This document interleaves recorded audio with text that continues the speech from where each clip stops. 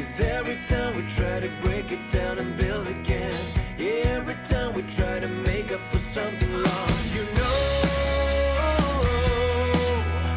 we're never letting go. This time we can reach the sky on a prayer, we go higher than high. Yeah, wide awake, it's a big mistake, 'cause it's something we can deny. But with a love like this, we'll never fall. All of a sudden Hello, everybody. Welcome to Hollis-tics. I'm your host, Hollis-tics. And again, this is Hollis-tics, in case you didn't know, in case this is your first time here. Well, I'm very excited today. We have a special guest with us, and not only a special guest, but it's a musical guest, one of my favorite kind of guests, because we get to talk about music, one of my favorite subjects, which you guys know I talk about all the time. And it's been a minute. June 1st. I can't believe it's June 1st already. Summer is officially here. I am wearing my dress. Here comes the sun. And our guest is actually from Las Vegas. So he knows a little bit of something about the sun. And before we bring on Lord Thaddeus, I'm going to say very quickly how this came to be, because usually I'm on there all week talking about the guest is coming, but it's kind of a last minute guest, because I was scrolling through my Facebook feed and I saw him pop up. And we'll get into more. I guess save the story for when he comes, because we had a brief encounter in Las Vegas and we were about to work together. And then a little something called COVID happened, and it just threw all our best laid plans were out the door. So it was something that never really came to be, unfortunately, because I had to move home to Scranton. I had to leave the sun, which sucked. And actually, where's my hat? I found my Las Vegas hat, so I'll save that. Maybe I'll pull it out and put it on, because that was my souvenir and I still have it from Las Vegas. But yes, so I was scrolling through my feed and I saw Lord Thaddeus popped up. Well, I know him as Thaddeus. And I saw he had a new single out called Blackheart. And I listened to him like, this is really awesome. I love it. And then I listened to the lyrics. He was talking about the game of life. And I said, hey, that sounds a little bit familiar. If you guys are familiar with my single, if you went and downloaded it, came out a couple weeks ago, Covers, I talk about that. I even use the chessboard, and he does too. So I said, you know what? I think that I'm going to ask him if he wants to come on the show. And he said yes. And here he is. He's backstage. So getting into that, before we start the show and we bring Thaddeus up, I do have a song. We're going to talk about it and we'll play it in a little bit, so you guys can get a vibe. He's going to tell us all about his independent music, and he's releasing his song, and he has lots of music coming out. But first, the housekeeping in order here. I am Hollis Mahady. You can see my website there, hollismahady.com. As you can see, there's a QR code there, just in case you're new here and you are feeling generous. You know, tips support the show. I'm an independent artist. I do this for free out of the kindness of my heart, and just because I like to entertain and I love to, communicate, to connect with people here. And we have a great time. We have our regulars who come in here. So we'll get to the comments in a little bit, see who's in the chat room tonight. But again, that QR code links you right to the buymeacoffee.com. So I always said, hey, I was a bartender I wasn't a bartender in Las Vegas. I was a waitress. I worked in a casino for a while, but I'd pour a drink. Everyone would give me $1. It's a lot harder to get tips on a podcast. People think, we're in a consumption culture. So people just consume, and they don't realize, hey, it costs money to do this stuff. The StreamYard costs money. It's $80 freaking a month. So when you're not making any money, you're losing money. But anyway, that's where you can go. Buymeacoffee.com. You could sign up and become a member and get a lot of exclusive stuff, because I have my next single coming out Friday. Amnesia is coming out June 5th. My dad's birthday. God bless you, Dad. I picked that day especially because that is his birthday and he's up watching over us. So I know he would be proud of me. And so that will be out. But yes, we have a lot in common, Thaddeus and I. We're both releasing new music, and he's going to talk all about it. I'm going to shut up. Don't worry. In a minute here. I'm going to shut up. But I also been working on my album for years and years. Actually, when I met Thaddeus in Las Vegas, I was working on my original then. And how many years ago was that now? 6, 7? I don't know. We'll talk about the dates. But it's a long time. So we're both also, I always say we're the OGs. We've been here for a while. So we're living through the split and the shift of AI. But back when it wasn't AI. So I get into all that stuff. So without further ado, I'll shut up and we'll get our lovely guest up here. You ready? He's in the backstage. I can see him there. Okay, we're going to bring him up on stage. Let's see. And remember, I produce my own show, so I don't have a board op. I don't have anyone. I do it all myself. So sometimes it's a little slow. Blame me. Oh, Hollis, let's get Lord Thaddeus. He's waiting patiently back there. Ready? Oh, before I put him up, I like to have my applause. Hold on. I like to put my little applause button. Here it comes. Okay, here it comes. There he is, Lord Thaddeus. Am I saying it right? Thaddeus, or is it Thaddeus? It's Thaddeus. Thaddeus. Aw, hi. Welcome to the show. Hey, thanks for having me. Aw, you're very welcome. Well, thanks for coming on to Hollis-tics. That's cool. You're doing great. This is a cool show. You're doing good. That's cool. Thank you so much. You know, it's kind of crazy because this is the first time I've seen you since I left in during COVID, right? Yeah, it's been a minute. Yeah. That was when did that 2020? 6 years ago. Yeah, you know, the time flies. Oh my gosh, I recognize. Is it that the same studio? You're in the same house? Yeah. Okay. So I'll tell the audience real quick. When we were gonna start, I was gonna join a band. We were gonna do some cover shows and play in casinos and everything. Right. And then shit hit the fan and all of our plans went out the door. Well, you were still there. Because you're lucky. Are you from Las Vegas originally? No, but I've been here now 20 years. Oh, okay. I miss it. I did love Las Vegas. Yeah, it's a great city. This is they call the city of entertainment, and they're not wrong. You know, there's so many entertainers who live here. This place is just jam packed of talented people. It's amazing. And Hollis knows, you know, because of that reason, it's not easy even getting a gig here because it's right. competitive. But anyway, but there's just so many great artists that actually live here now. It's cool. It's a cool culture. Yeah. Yeah, I remember. I was so disappointed, and I also remember you do video production as well, right? Uh-huh. So you do I'm sure you edit all your own videos, and you create this whole thing. I'm just assuming, right? Uh-huh.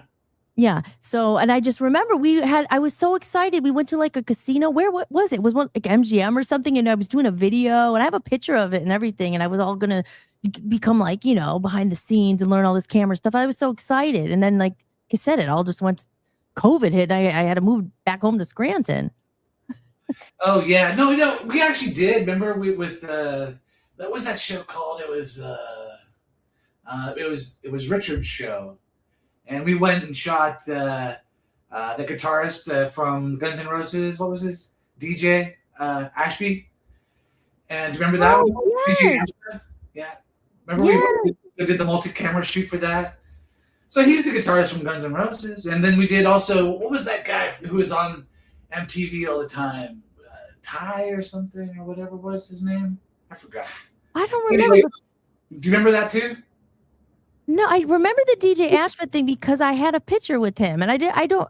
But who was the other one? No, I don't remember that. Yeah, you remember it was over to his garage. He had a big, huge RV kind of garage with a boat in it, and he's famous. He was that famous motorcycle or not motocross bike racer guy that broke his body, you know, whatever. I have no idea what his name is, but now I am remembering. Yeah. Yeah. So that was we were running around with celebrities, shooting celebrities. Yeah, I'm actually now the manager of video production at T-Mobile Arena now.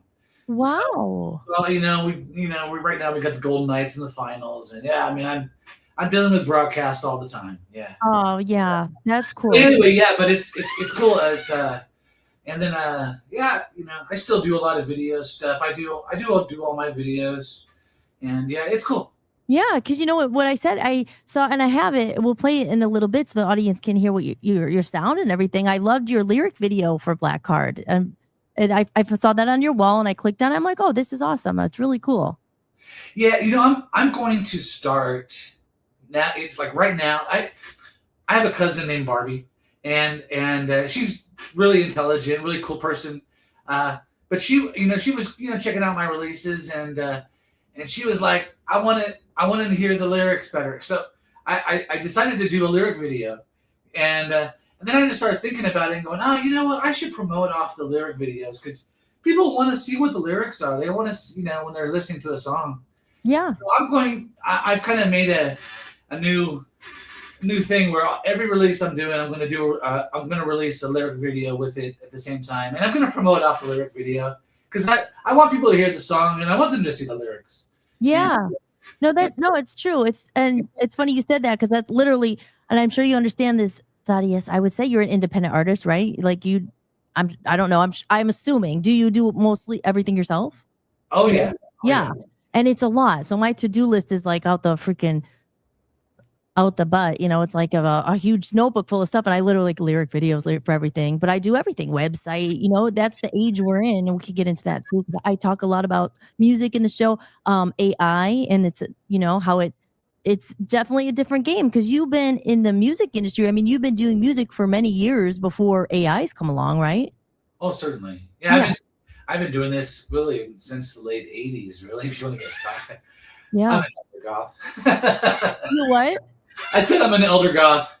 You're an elder goth. Yeah. We could talk about it because it's like, I think it's really interesting because me too. Like when I lived in Hollywood, I was in the music industry.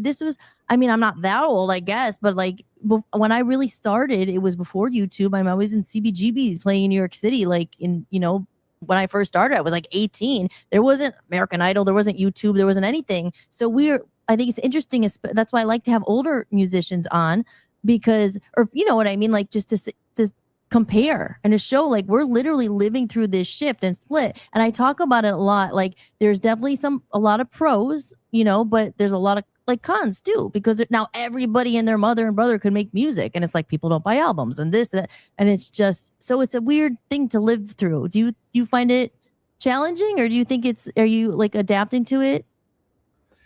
When I look at it, we talk about it all the time. And to me, when you look at it from a kind of a macro perspective, like for instance, 100 years ago, radio was just literally coming out, right?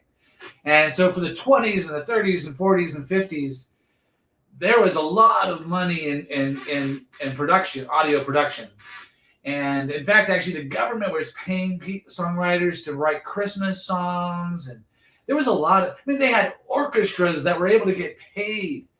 And there was a lot of money in radio back in the day. And there was, anyway, then it came like the 50s and 60s, rock and roll comes out. And record companies started really making a lot of money. Then they started doing what were development deals. That's how like the Eagles or even like Steely Dan were products of studio musicians that were put together by their record companies in the 70s.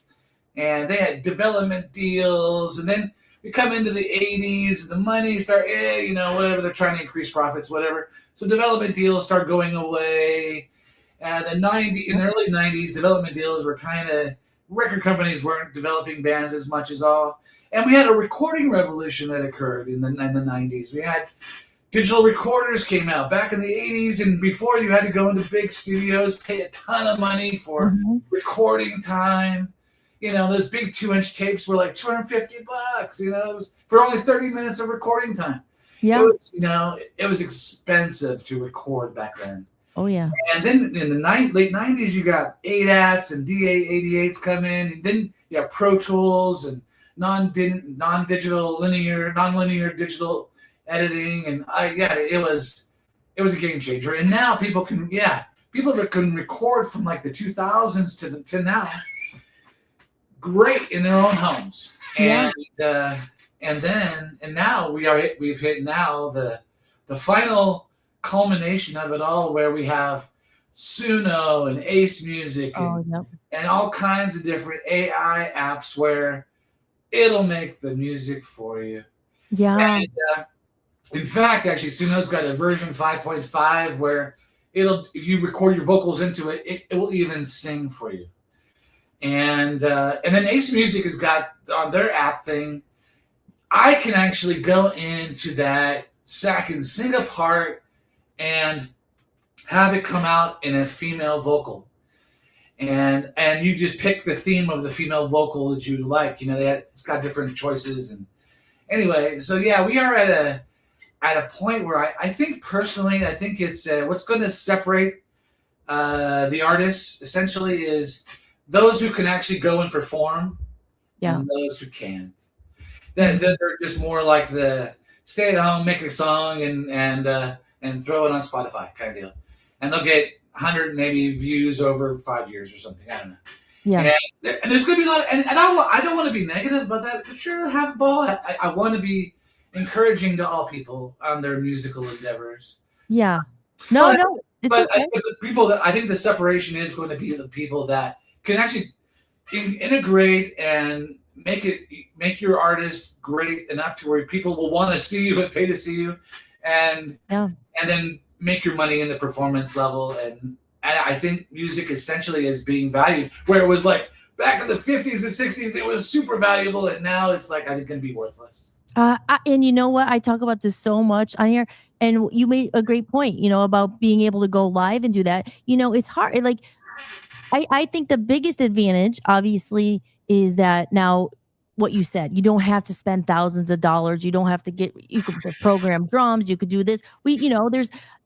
There's a lot of debate about it. It's like, okay, Suno, how many Spotify tracks are like a month? It's like, or a day, it's like 70,000 Spotify tracks like by AI every day. So you're like competing against these robots, but maybe you're not, it's just like you said, the real artists and the people who have been doing it for so long, some of them get mad. Like someone would be like, wow, I spent years learning how to sing. I spent years learning how to write. I know how to play the piano. And now it's just like, oh, so some artists are like, man, that sucks. But I mean, what can you do? You kind of have to adapt. And like you said, it'll be the people who be able to go live and like put on a show and everything. And it's just the times have changed. There's always been gatekeepers. The good thing about here now is that now everybody has access to these. The bad thing is that everybody has access to these. So anyone good is not, it's hard to break through. How the hell do you break through? You have to pay for advertising. You have to pay for boost. You have to pay. So it's the same. I say now the algorithm and the app is the gatekeeper. I mean, it's the same BS. Now you're like, okay, yeah, I could actually,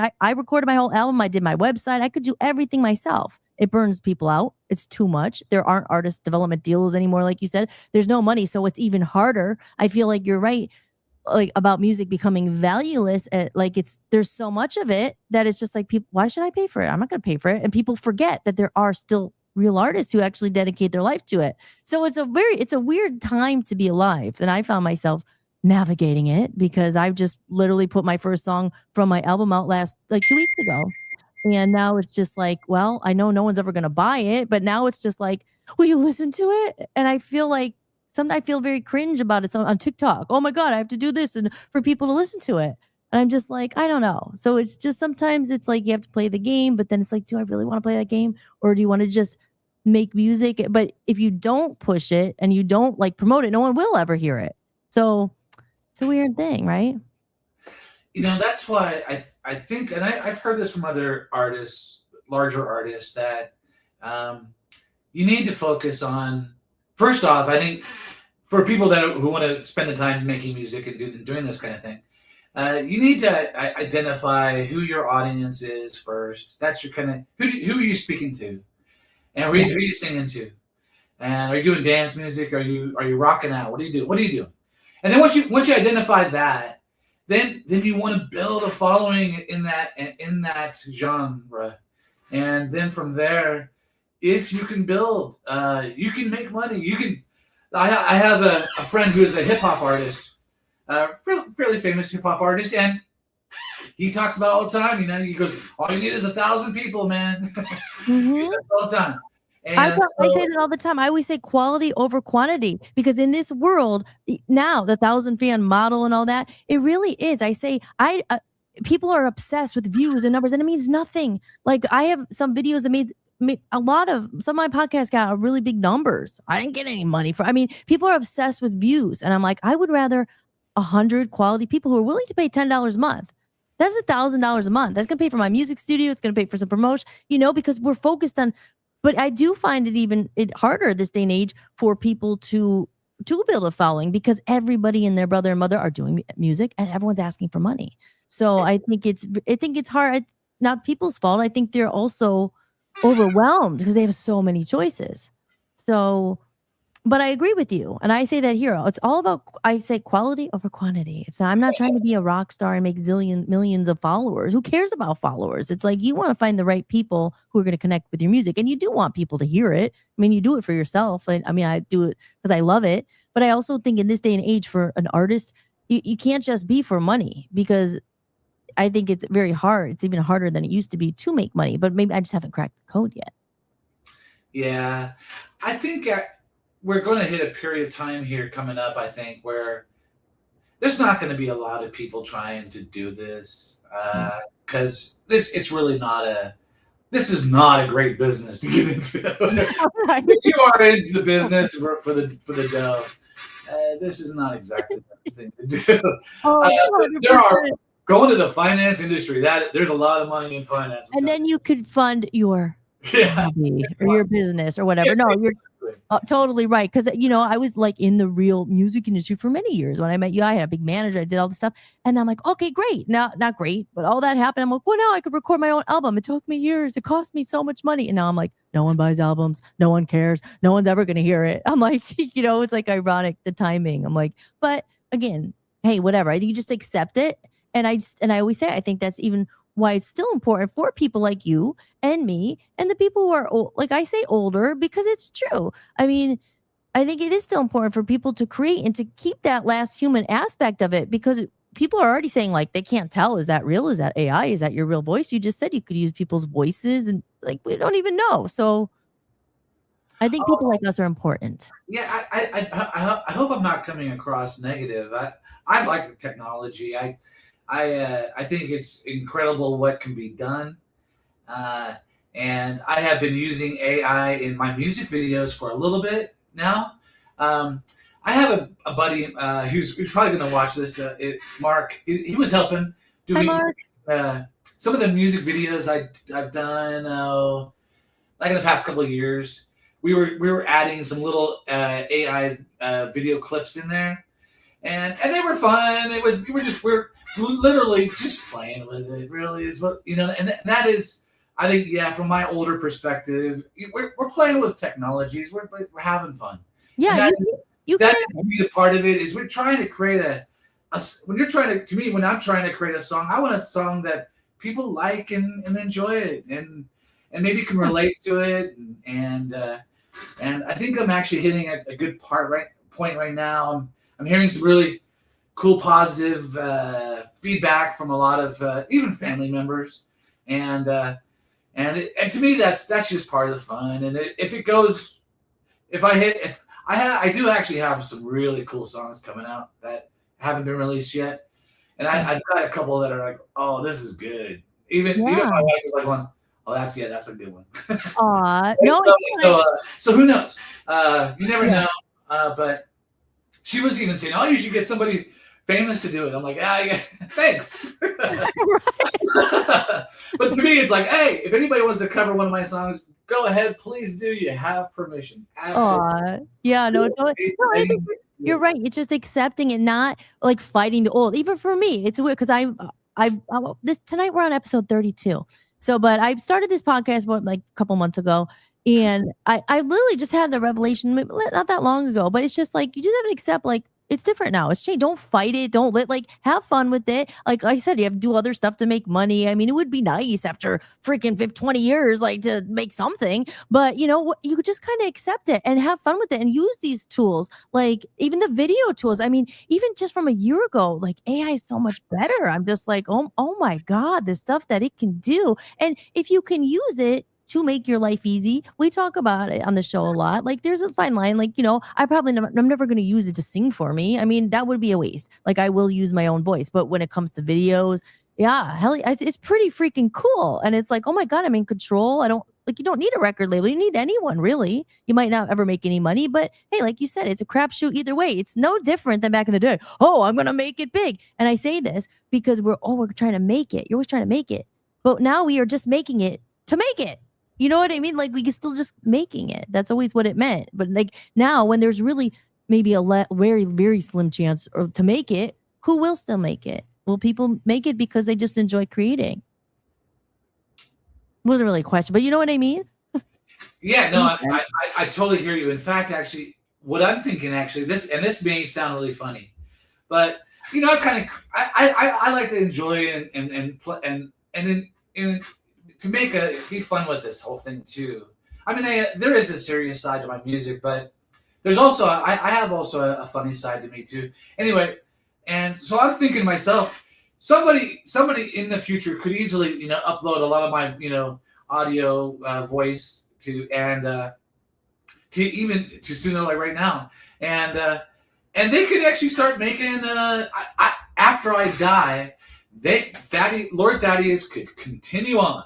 That's right. It could still be, the character could be an AI in the music videos, and the whole. It could maybe I should brand it and then sell it as a business model, and then some 20-year-old buys it when I'm about ready to retire, and then he just keeps on the Lord Thaddeus character going.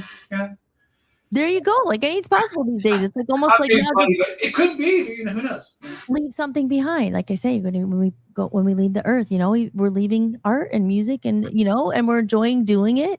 And that brings me to a question. So let's talk about, because I love your song, and we'll play it in a couple minutes here. But before that, I want to ask you, Lord Thaddeus, where did that come from? I know Thaddeus is your name, so why Lord? And also, how long have you been doing this stuff, like this style, and these, like you said, you had been working on the album for a couple of years, and now you're releasing them all kind of like at once or every couple of weeks? Or you tell me your process and what happened. Yeah, exactly. Yeah, back in 2023, I released a CD called Skeletons in the Closet, and it's more of a goth rock kind of CD. And the reason why it's called Skeletons in the Closet is because these are songs that I had been working on in my studio here for years and years and years. And so that's, anyway, and there's some really cool songs on there. And I had Les Warner, the drummer from The Cult, playing drums on it. And it's Tony Lewis from out of New York mixed it. And it was a great CD. Actually, there's a lot of really cool songs on that CD. And, but after that CD was done, we did a few shows, and then Maria Mar, she is the lead singer of the band OMNIMAR. Yeah, I looked her up after, because I wasn't sure until you said that, and I researched what you sent me and stuff. That's cool. Go ahead. Yeah, Maria is in OMNIMAR. They're in the world of the dark wave scene in Europe. She's a star. She's famous. She has 9 million views on her song out of this. Anyway, so she's big. Or in this genre. And she lives in Moscow, Russia. And we did 2 songs. We actually did 3 songs together, but 2 got released for sure. And first one was I'll Sleep When I'm Dead. It was a cool song. And she and I, we did that together. And so because she's kind of a dark wave artist, we went with the digital drum sound. We didn't use less on that. And went more kind of dark wave as opposed to being more goth rock, with the real drums and everything. Right. And then we did another song, and then another song. And so because I was kind of going in this dark wave kind of mode, I just kind of kept that kind of flowing, and definitely using more synthesizer. I've always been using synthesizer. All my songs back, I use piano, synthesizer all the time, but definitely using more of it on this a lot of the songs that are coming out now. It's very, very dark wave-ish, but it's dark wave-ish it's not like the monotone dark wave style, but it does have a dark kind of gothy vibe to it. I still have guitar in it. I still have but it's digital drums. It's more produced that way. Yeah. And how did you hook up with Maria? How did you find her? Great question. I had become familiar with her music, and I was like, wow, that's really cool. And I also found out that she was a duo, and I also found out that they separated, and she was kind of like, I don't know if she was in a downtime, but she was definitely in a changing time. And so I just reached out by email, and then it didn't happen immediately, but a month later, I got an email back from her, and she was like, "Hey, I checked out your music," and she goes, "Hey, I like it," and I was like, "Oh, that's cool." Yeah. And so then we just decided to do the songs together, and it was really, she was really fantastic to work with. She's really cool person, and yeah. That's cool. So if she was obviously in Moscow and she didn't come to Las Vegas, did you do this all over digital or did she come to Las Vegas? No, we were trying to get her to come to Las Vegas. Right. Not so easy. Yeah. Americans really aren't allowed in Russia. No, they're allowed, but it's not easy. It's so funny. I was literally last night watching this horror movie and it was like set in Moscow. What was it called? I forget. Something escape room or something, but it was like, oh my God.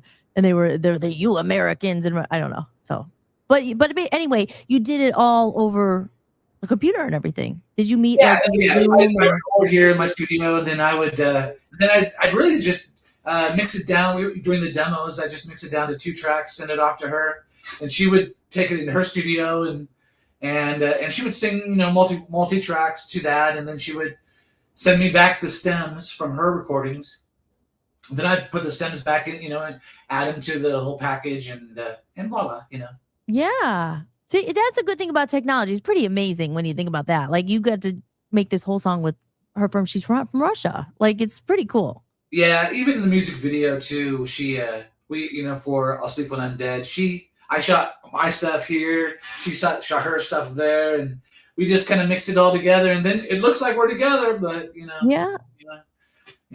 Pretty amazing. So let's say I have your song Black Card here. So I'm going to take a little quick commercial break and then I'll come back and how about we play it so everyone can hear what you sound like. That sounds cool. Okay, cool. All right, we'll be back. One second. You're watching Hollis-tics and I am your host, Hollis Mahady, and I just put your banner up there. I don't know if you could see it. Check out Lord Thaddeus. I have your Spotify here, right? Cool. I'm not sure if you're anywhere else or any other links. Yeah, I got Bandcamp is really probably my favorite. Also Facebook is cool. Or Instagram, any of those. Okay, so and they can find. Is it at Lord Thaddeus? Just at your some. Okay. Yeah, the Instagram's Lord Thaddeus Las Vegas. Oh, okay. I gotta follow you on there. I don't think I'm following you there. And I have there's this Spotify there. I uploaded that there. All right, guys. So we'll be right back, and we're gonna listen to a little Lord Thaddeus. Then we'll talk some more about his new single and all the rest of the songs. I have a couple more questions. And in the chat room, we'll see if we have any. If you guys have any questions, let us know. Hello, Shannon is in the room and Aaron's there. And we will be right back after this quick commercial break. See, I'm Hollis. Hollis, cue up the commercial. Hollis. Oh, there. Okay, she got it. You got it? Okay, here it comes. Are you enjoying the podcast? If you'd like to support what I'm building, you can buy me a coffee. Every bit of support helps me keep this podcast going and release my music independently. You can leave a one-time tip or become a member for a few dollars a month and unlock exclusive content and behind-the-scenes footage you won't find anywhere else. Just visit buymeacoffee.com/Hollis Mahady or scan the code you see on the screen.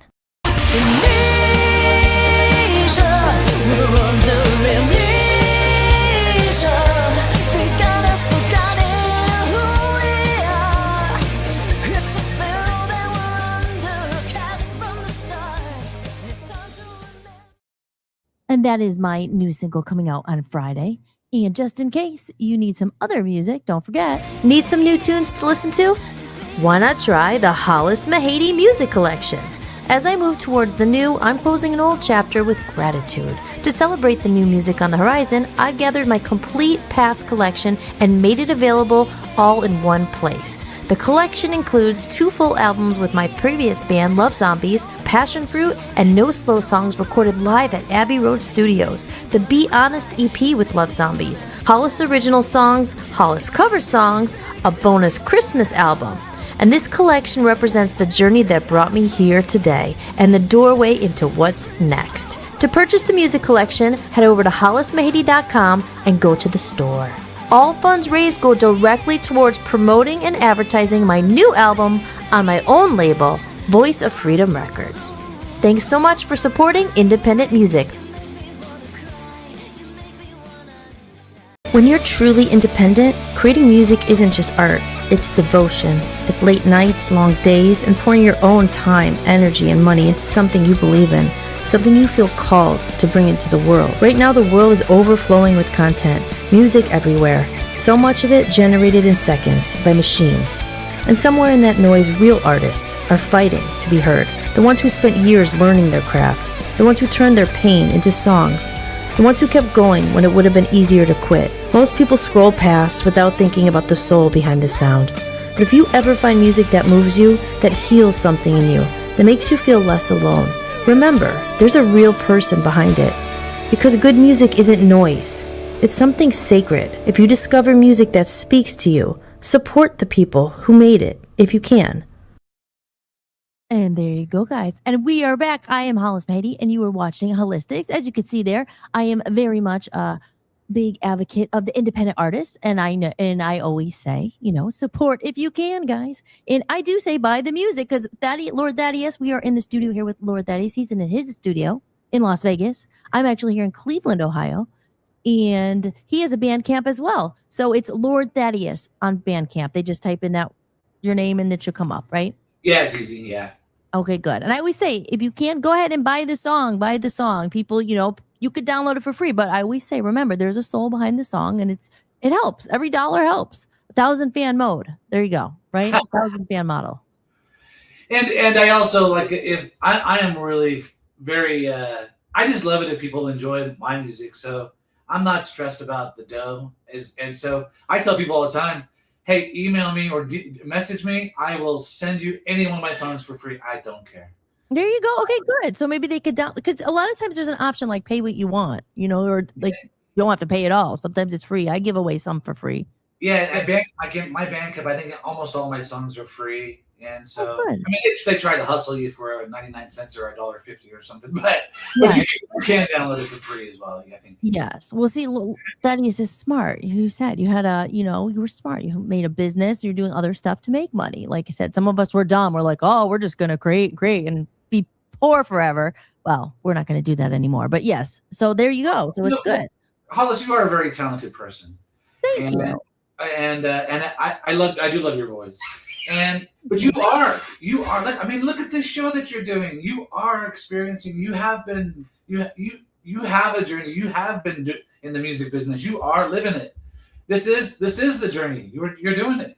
You have to enjoy the process, right? Oh my God, you would, or maybe you probably do because you've done it. This had took me forever to set up. The first freaking 10 episodes of this show, I was like, Joe, I'm dating streaming services, all the stuff I never wanted to learn, but now I know how to do a lot of it. I mean, it is a full-time freaking job to set up all this stuff, but I appreciate that. Thank you.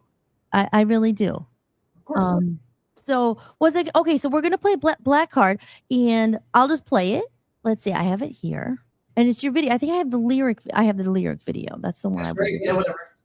Okay, cool. All right. So this is Black Card by Lord Thaddeus. You guys ready? Here we go.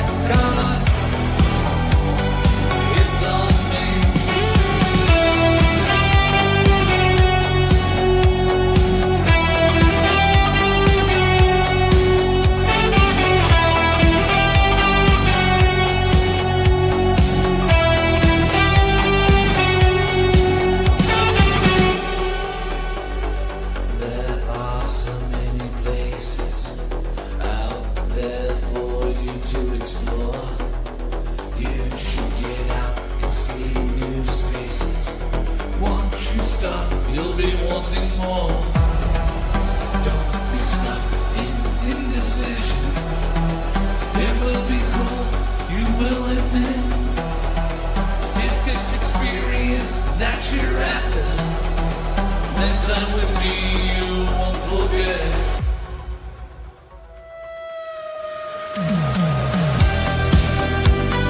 Tell me if you like it, it will go far. Tell me what do you think.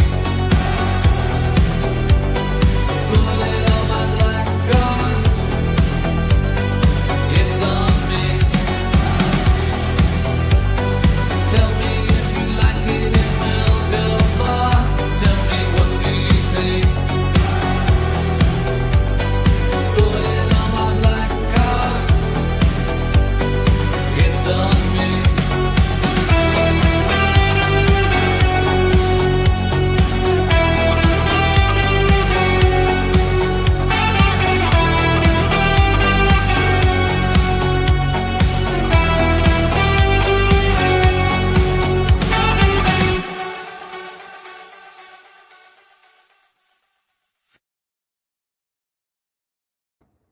Oh, and we're back. Awesome. That I love that. That video is so cool. You like it? Yes. Good job. And you know what? It's funny. And I wrote you and does this look a little familiar? Like the chessboard? That's my single coming out. So when I saw your chessboard, and I also saw the what's it called? The hourglass in there too, because I use that in mine as well. Because life really is a game, isn't it? And I think as we get older, we realize that it's about how good can you play the game and all these lessons. And this is literally what my whole album is about. It's like coming back and you know, life is a game. And if you get good, if you don't give up and you keep going and you learn, and are these mistakes really bad? Like, or do you learn from them? That's my whole album's about the game of life. Yeah, that's great. Yeah. Yeah. In fact, I think a lot of very wise people say that, you know, there's a lot learned from failures of our past. Yeah. Yes, absolutely. If you can look at them, my album is called A Comedy of Errors. It's not out yet, but and that's what I said. It's just, you know, you live and you learn. And I said, I mean, of course, like, I'm not prejudiced against younger artists, but I think, you know, because there was a stigma for so long. Oh my God, especially in the music industry. Oh my God, you're 30, you're ancient, you're this, you have to be a kid, you have to be. And then now I'm just like, well, screw you. Now the older artists have, I think people are actually searching, you know, for people who have some life experience to write songs that are, you know, have some meaning and some depth, because you get better as you get older. I like my album. I hated what I used to write. You know, it wasn't until I got life experience that I was like, and unfortunately, I'm sure you know, heartbreak, you know, all these things that we go through, death, trauma, like you know, people dying, and all of a sudden your heart's pouring out and you're writing because you have life experience. Absolutely. You know, I think I'm doing some of my best stuff now, that, you know, compared to all the past. And you're right. It's we've gone through a journey, and those of us that are still standing can probably produce some pretty cool stuff. Yeah, no, absolutely. That's why I love it. And I think that's one thing I really do love about the new music industry, or whatever this age we're in. It's like no one's gonna tell me now, oh, you're too old. It's like, well, fuck you. I'm not trying to go to Hollywood. I'm trying to be a star. I could do it for here. I could go out and play. I could do whatever I want now. And it's not, I mean, you know, you try to again make it. Are you just making it because we create? We're creators. It lives inside of us. That's what we do. Right? I was in Hollywood recently, and I was communicating with somebody who's also. I used to live in Hollywood way back in the day, the late '80s, early '90s. I lived in Hollywood, and that was like the music heyday. I mean, there was GIT was there. That's the Guitar Institute of Technology. That was a big thing back then. We had guitarists walking up all up and down the streets with guitars slung over their backs, and it was a cool time in Hollywood. Now there is no GIT. Nobody's caring about playing guitar. There's no musicians walking around Hollywood anymore. Few actors, but it's different. So different. Yeah. So yeah, you know, yeah, I think it is a really cool era. it is people can get out and they can have a musical voice, whether they have musical training or not. And where they take it, I mean, just because people can use technology doesn't necessarily mean it's going to come out very good. I've heard lots of AI stuff that is, yeah, it's funny for whatever, but it's not really good. Yeah, yeah, yeah. And people can tell. I mean, like I said, I think there will be a comeback. There's so much. I mean, I said people could tell. Sometimes you can't. You're like, oh my God, is that like, but I think eventually, like I said, I think there's going to be a searching for people like, like us, Yeah. In fact, actually, I think it's a great tool, though. For instance, I have a buddy he's a famous lead guitarist of a famous metal band, and they're one of the biggest of that genre. He was doing a demo, and he didn't even have bass guitar on the demo, and the singer was, well, it was a demo, and anyway, I threw it into AI just for fun and grins and giggles, and came back out, and then I sent it to him, and it sounded like the singer now sounded amazing, but still to me and I was kind of communicating with him about it. I was saying, this is a great tool, so you can actually, listen to the guitar parts that AI had created. It's like, what do you think of that melody line? And so I think for a lot of musicians, we can kind of look at it and go, I like that melody idea. I'm gonna try something, maybe a variation off of it or whatever. That to me is how you can really work the material and develop some really cool guitar parts or melodies, and so I actually suggest to people all the time. My favorite way to play with a lot of it is create your demos and then throw your demos in there and see what it creates, and then some other stuff and play around with it, and that to me is really being able to kind of play with the music. Did you ever think to maybe put your old music in there, like, and see what it would pop up, like what was it, Skeletons in Closet, like to put that in there and see what it would come up with? Because it could do that. Absolutely. In fact, actually, I'm doing this new CD right now that I'm releasing right now. It's called Medusa Sessions, and there's a reason for that, but yes, it's gonna have like 16 songs on it, and like 4 of them are my old songs that I threw in there, and I was like, holy smoke! And so I've got some bangers coming, and that were my previous songs. And I was doing it for a couple of reasons. One, because I'm going out and I'm going to perform this stuff live, and I was just going to ask that. That was my next question. Yeah, and so I wanted some of the older stuff to sound as current as the new stuff too. Yeah.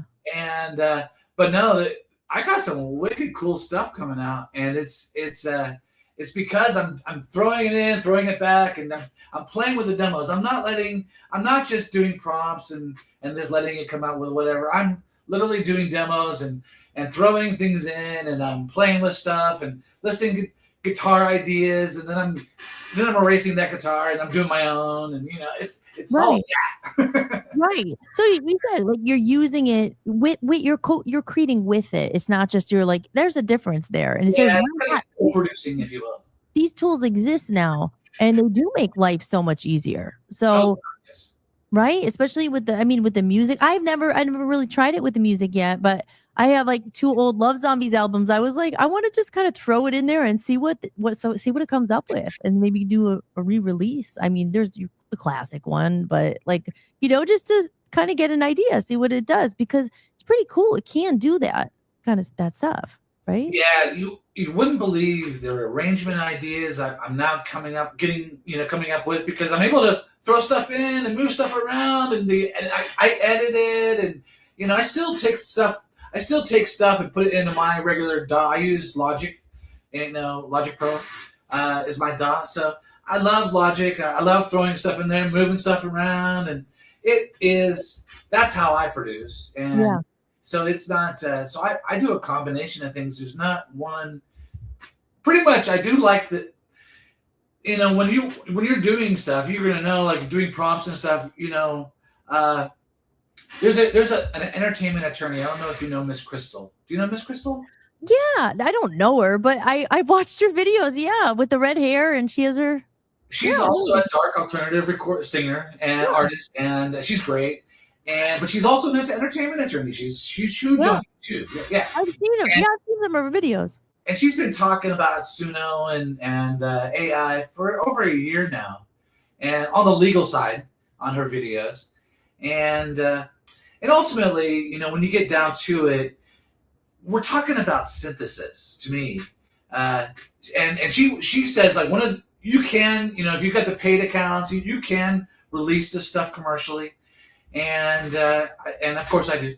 But what she really gets more into, and is really kind of interesting, is you can actually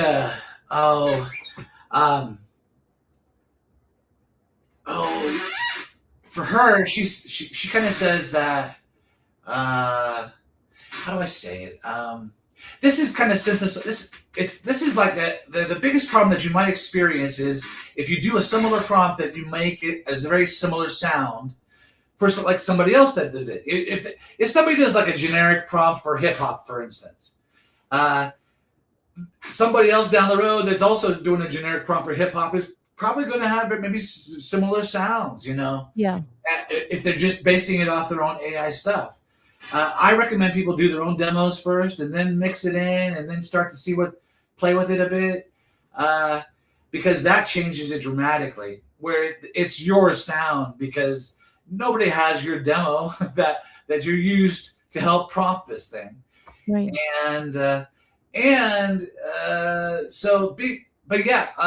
My argument also still though is synthesizers have been in existence since the late 70s.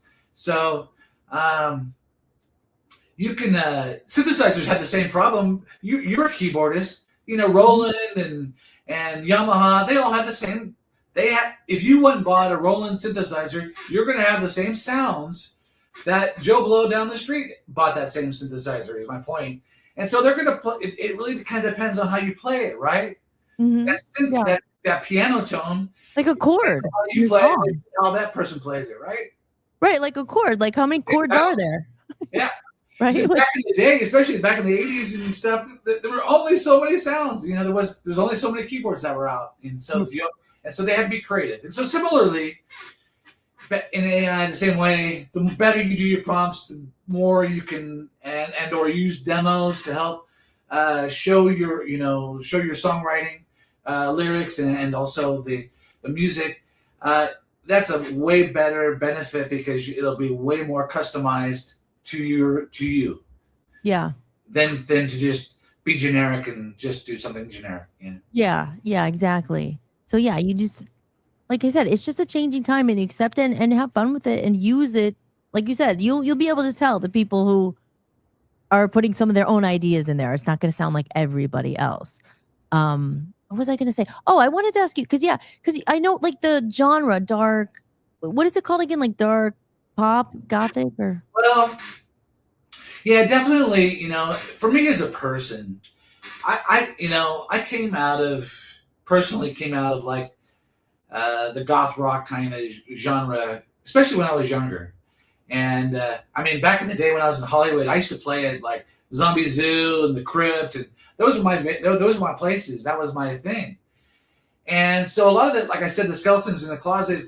So those were songs that I wrote over time. So obviously they had kind of a very gothy feel to them, and they're cool. There's some really cool songs in there, and they got worked over for years. I did multiple demos of them, all over and over and over and over, and so they evolved tremendously over time. And so that was a goth rock kind of thing.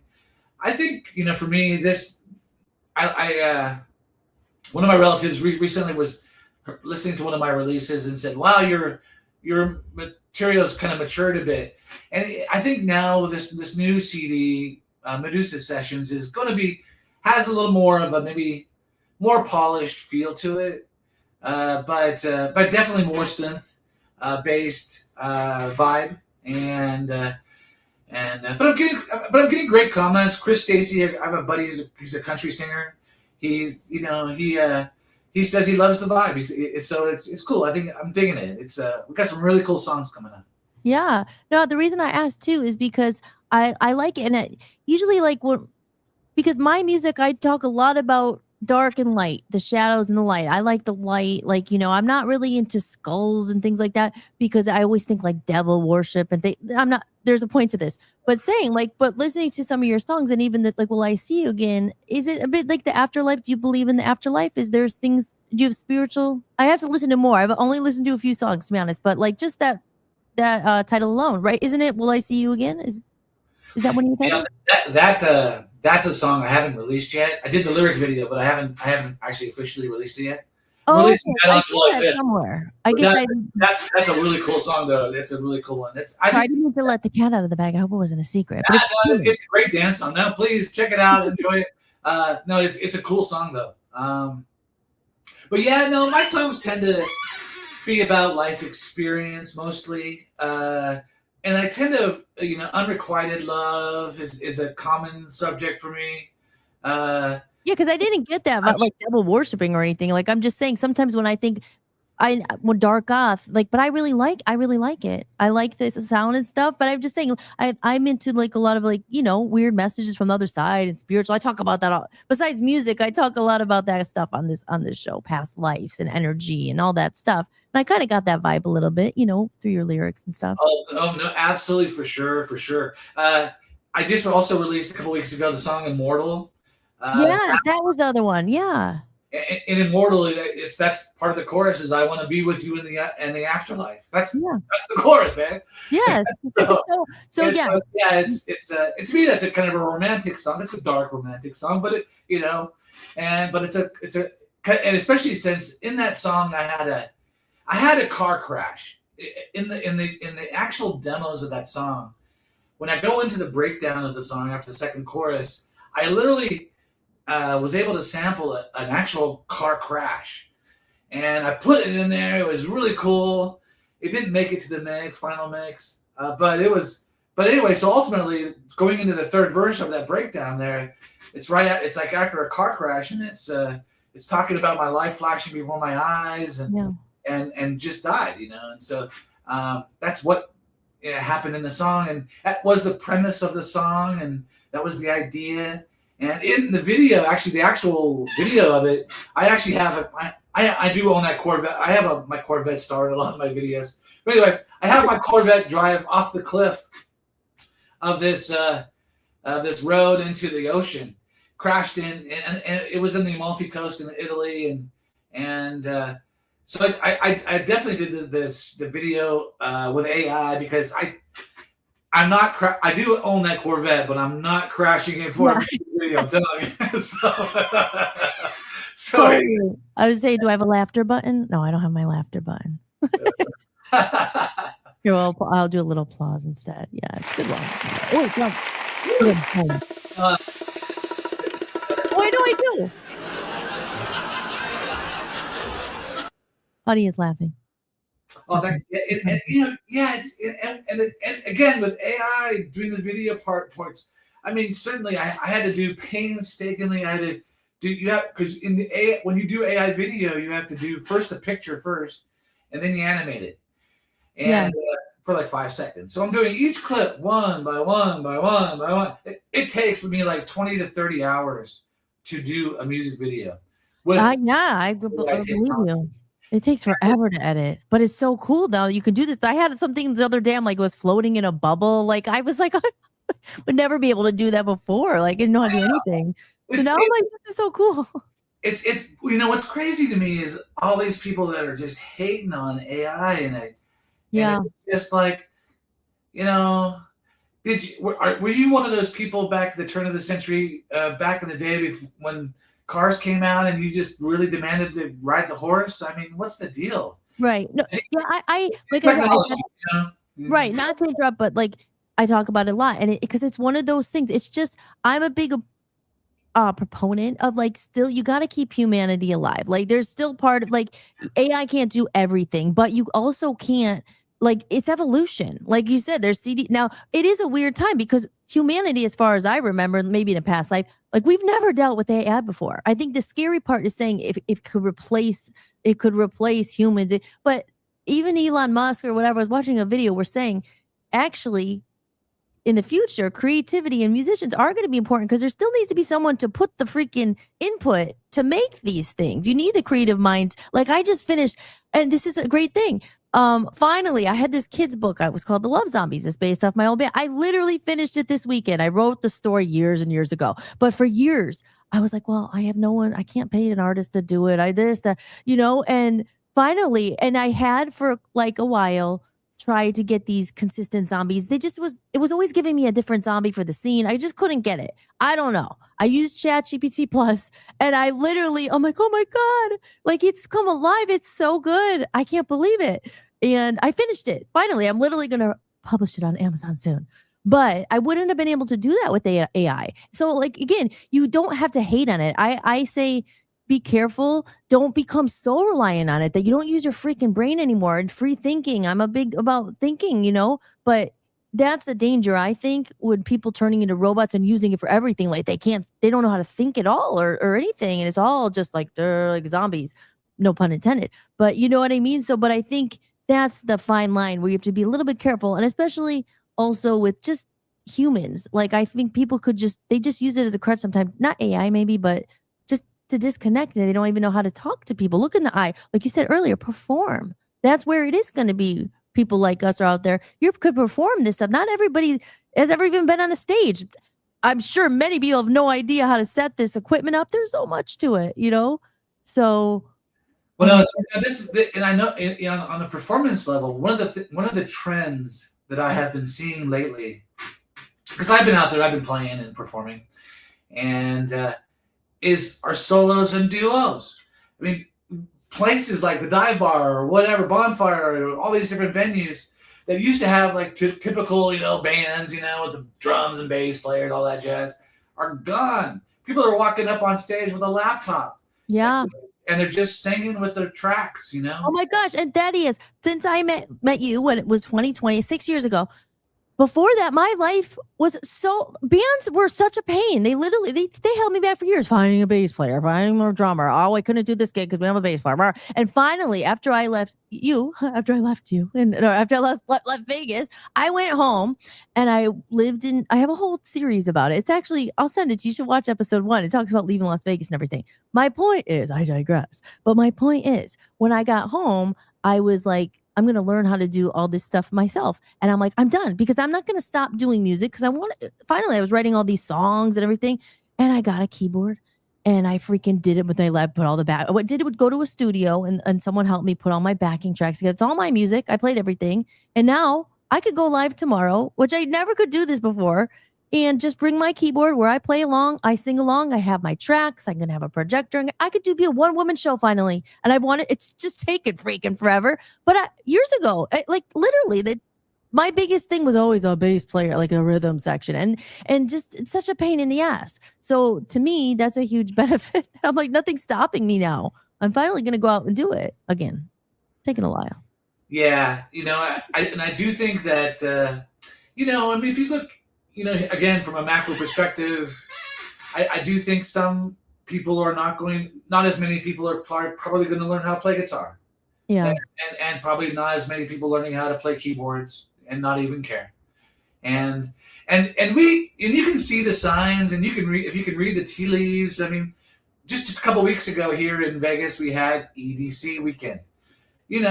It had 500,000 people show up. What does that stand for? Electronic something? EDC is it's one of the biggest electronic music concerts, festivals on the West Coast. And 500,000 people showed up for that weekend. Yeah. And 500,000 people. And they're all just vibing off of, and I have set up, I once was the video manager for EDC. I have work those shows. I have, and the vast majority of those DJs are not even playing live. It's pre-recorded in their studios like mine here.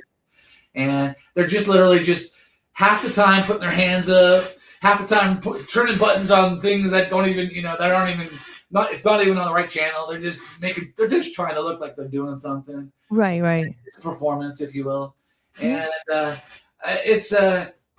but people love it. And so ultimately people just want to have music that they love, that vibes them for whatever reasons.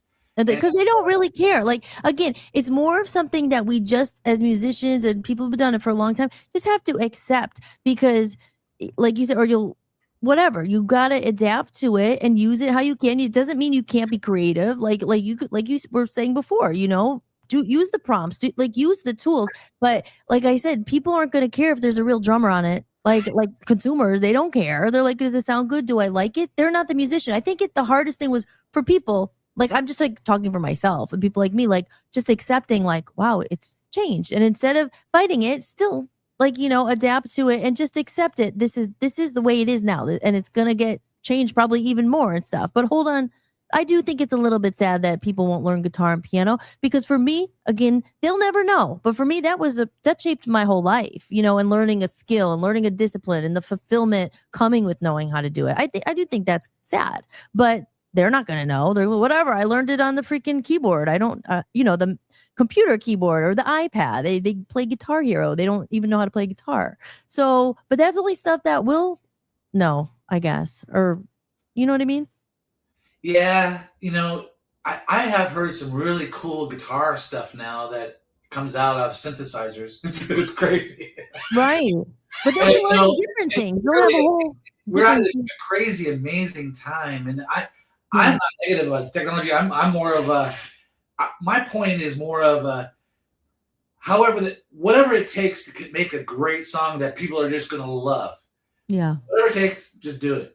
Yeah. And for anybody that's going to play with any AI stuff, my recommendation is, if you want to separate yourself from sounding like the potential of someone else is going to sound like, do your own demos. Record a demo first of your song, and then throw that into AI, and then start playing with it, because that will make it sound way more unique. Right. Than what anybody else could do. Don't just do it from let them do everything. Like you said. Don't just do it from that, because it will sound probably more like what everybody else is doing. Whatever else is doing. Yeah, exactly. So wait, I have a couple questions in the chat room, if you don't mind. I could talk. See, this is Hollis-tics. Sometimes my shows go on forever. I don't have a timeline because it's my show, and I talk a lot, if you haven't noticed. But I do want to say, if you notice this, I found it and I still have it. I was actually wore this the other day to the pool. Oh, that's cool. Can you see it? I love Las Vegas. This was my hat I got before I left. I never got rid of it. I miss my Las Vegas day. I wasn't there that long. I was only there. Well, I was there like 4 or 5 months. I loved it, but life had other directions or other plans. And now I'm in Cleveland. But real quick in the chat room, hi, Aaron's in there. I didn't say hi to you guys, but Shannon, Aaron, and I have a question for you, Thaddeus. Could you hang out for a couple more minutes? Absolutely. I am in no rush. Okay, cool. Let's see. I just don't want to miss anyone. Aaron's a question. Question for Thaddeus for VOP USA Radio says, where does he, not he or she, sorry, I read that wrong. Where does he see the future of touring going for bands? Will technology spoil the experience for artists, musicians, or make it easier? We kind of answered that. We were talking about it, but do you want to? Absolutely. Honestly, I think it's going to get better. Yeah. There are websites coming out that are like trying to help organize booking better. Certainly, dealing with smaller venues, it can be challenging. Those people are having challenges just staying afloat themselves. But I do think from a macro perspective, I think over the next years we're going to see technology help in the booking process as well. And actually, I think it could be really beneficial in the sense of it could, standardize some payments possibly for people, and because especially if you're touring, you do need to have a certain amount of guarantees and because it's anyway, it's costly to tour. That's an expense. It's an expense. It's always. It's and again, that's not something that has changed from if there's AI or there wasn't. That was the same thing back in the day. You were hoping someone discovered you, a manager gave you, backed you. And now it's just like, it's the same thing. It's like who you know, to get lucky. Does someone have money who likes you and is going to help you? I mean, that's just the way it is, right? Yeah, I think it's going to be more organized, too, because, I think they'll put more artists together that sound, because back, how many times have you played a show that I'm playing a show with some country band? It's like, what is going on here? Yeah. Right, right. Some places, historically back in the day, especially pay-to-play venues, they didn't care who the bands were. They just, whoever's got the money to play could step on stage, So. Yeah, and even now too, with all the AI and the stuff that you can do, I'm looking forward to it. I think it's been exciting. Like I have a projector I haven't used yet, but just they're going to expect they're going to wow, there's AI now. You could be doing really cool things. They're probably going to expect you to have some cool stuff, like a cool show and stuff like that. Yeah, in my show when I go play and I'm ready to go, I kind of keep it like a performance, like a fighter. Like I stay in shape. So I'm ready to go too. And every song on my thing, I have a video for. So if I go to venues, I have a projector as well. Yeah. And if I go to venues that have projection or LED walls, I can easily plug in and give them a feed and be live. That's so cool because you're good at video production. I bet you have a really cool show. Did you play anything yet with Lord Thaddeus or no? Oh yeah. Oh yeah, you've been. I'm sorry if I missed that. You have been out playing gigs. And actually, I played at a brewery in L.A. It was fun. That was such a fun show, and did it with DJ Neto. He's a DJ, and it was a great show. Those people are such fantastic people. It's a metabolic brewery in Ontario, California. But yeah, they're really really they're really cool people. The owners of it are two nurses who and they're a husband and wife, and they really wanted to own a bar, a brewery. So that's why it's called Metabolic Breweries, because they put science to their brewing, and so they've got great beer, and they're just really fantastic people. So I played there. I did a show, and that owner guy came up afterwards and go, "Hey, that's one of the greatest ever," and blah blah. It was they have a really good vibe there. It's a really cool place. So was it, you said it was you with the DJ, and then did you have a screen and you had your effect? Yeah, I have a projection going on, screen behind me. I also have a low-lying fog machine. I spent almost a couple of grand on this low-lying fog machine, and it's a really cool fog machine. And so I had low-lying fog, and it was cool. It was cool. That's so funny. I have a fog machine. It was I got on sale at Party City when it was closing, but I haven't used it yet. but I actually have a Rock and Roll Studios. I have a room there in Cleveland. Cleveland is awesome actually for music. It has a good music scene, and it's really friendly for musicians and culture. And actually, the last time I had a studio like this that was 24 hours was in Las Vegas. I was so sad when I had to leave because it was like on Almond Avenue. Does that sound familiar? Almond Street or something? And it was a place. It's probably reopened now, but I remember I loved it, and it was a couple $100 a month. But I could go. I had a couch there. I had my piano, and I could go there anytime. And I hadn't had one since, because when I moved to back home to Pennsylvania, they don't have them, and they didn't have it. And I moved to Maine. Long story, but anyway, now I have one, and it brings back to the fog machine. But then there was a sign that said, "You can't use fog machines here." I was like, "Do not use fog machines." So I was like, "Okay, I guess I'll save it for my debut show." But you're giving me some good ideas here. But it is nice because you have a lot of experience. So do you set everything yourself up, or do you have someone help you run your video and productions and stuff? Or are you really a one-man kind of show?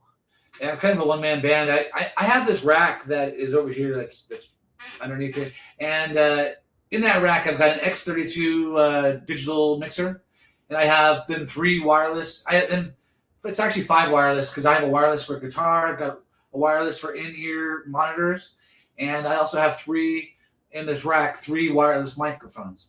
So tons of wireless. But anyway, I can throw my rack in. I hand the house just 2 XLR stereo feed. I'm ready to go. That's awesome. I can be set up in a matter of a couple minutes. Oh my gosh. See, that's good. See, I might be calling you for some tips. I'll be like, that. What do I get? What do I get? I'm starting off and I need something cool. My mic's wireless, my guitar's wireless. I can, if I'm opening for another act, I can be out of the way in literally less than a minute. That is so cool. Yeah. That is awesome. Well, another question here someone really like Shannon really likes your studio, says it's awesome. Oh, thank you. What scale modes? I don't know. Is that it? Aaron, let me know if you're still in here. Does that make sense to you? What scale modes, Dorian, Aelin, or do you know what that means? Yeah, no, for sure. I love arpeggios for sure. And in terms of with goth and dark music, minor scales are your play. And so that's really where you want to, mostly, hit. And because minor scales give the kind of sad kind of vibe to it, so. Yes. That's kind of, even though my music now is very it's kind of dancey. Yeah, it is. I like it. So cool. Thanks. Yeah. But it still has a little bit of a melancholy kind of dark kind of vibe to it. Yeah. Mm-hmm. So, yes. So I was going to say, I think we should say it on air and I make it happen. Because I think that you and I had some unfinished business out there. But if I ever make it to when I make it to Las Vegas, maybe we could do a show together. Like we could play a show and I could, not like together or together, but don't you think that would be cool? I'll come back and I'll get my set all set up. Ask you, we should do a song together. Yeah, I would do. That would be awesome. I would love to experiment with some different things. I'll have to send you some of my music. I only have, like I said, one song out, but I'll send you some other stuff. I have dark. It would be cool to do a different style for the next album, or just to do a one-off song or something, and then we could perform it together. I'll come to Las Vegas. We'll have video walls. I'll play the piano, play the guitar, right? Because I started to tell the story, but we met and I was singing. I don't have the binder anymore, but I had printed all the lyrics. It sounded good. Yeah, no, I know. That really would have been cool. Yeah. And we were, I think we were right on time because, duos have become very standard now here. And we would have been right at the beginning of it, So, yeah. Did you ever end up doing it? Did you find another singer and do that, or it never really happened? I didn't even bother with it. We're really actually after that, during COVID, that's when I basically just kind of was here in the studio and I was like, and I started picking all those songs out from the closet, Yeah. And so I just started I literally started re-recording and doing it all over again then. And then in 2023 released the Skeletons in the Closet CD, yeah. Because everything, obviously, which COVID shut down, how long would you say, did it last for there? Until things got back to normal? Was it it was 2 years, right? Because when I left, the reason I remember leaving, literally, I was working at the Paras. I was like a cigar girl and I was walking. I don't know if I told you that. I was selling bunny ears and Elvis glass. It was a fun job. I was it was kind of cool.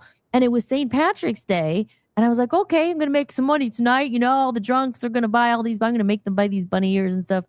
And then the whole thing closed. But how long did it stay closed for? Did it really mess up the scene for a long time? And is it back? Is it bounced back? And I remember they had glass.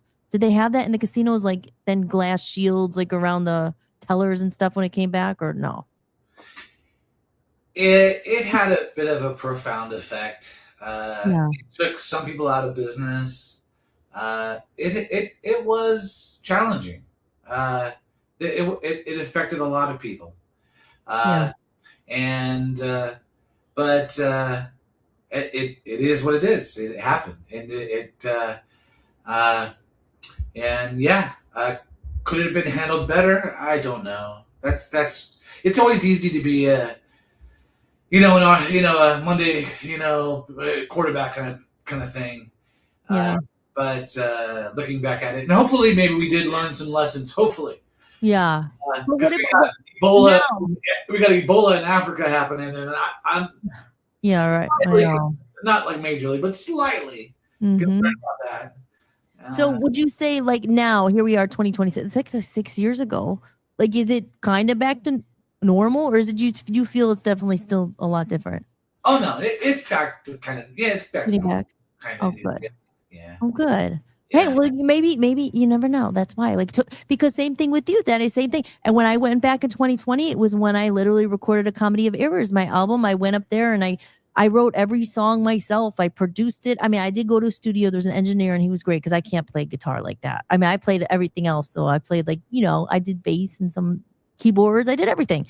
So, but it took that was during that time. And now, isn't it funny the timing too? Literally, you're releasing all your stuff. I'm starting to finally.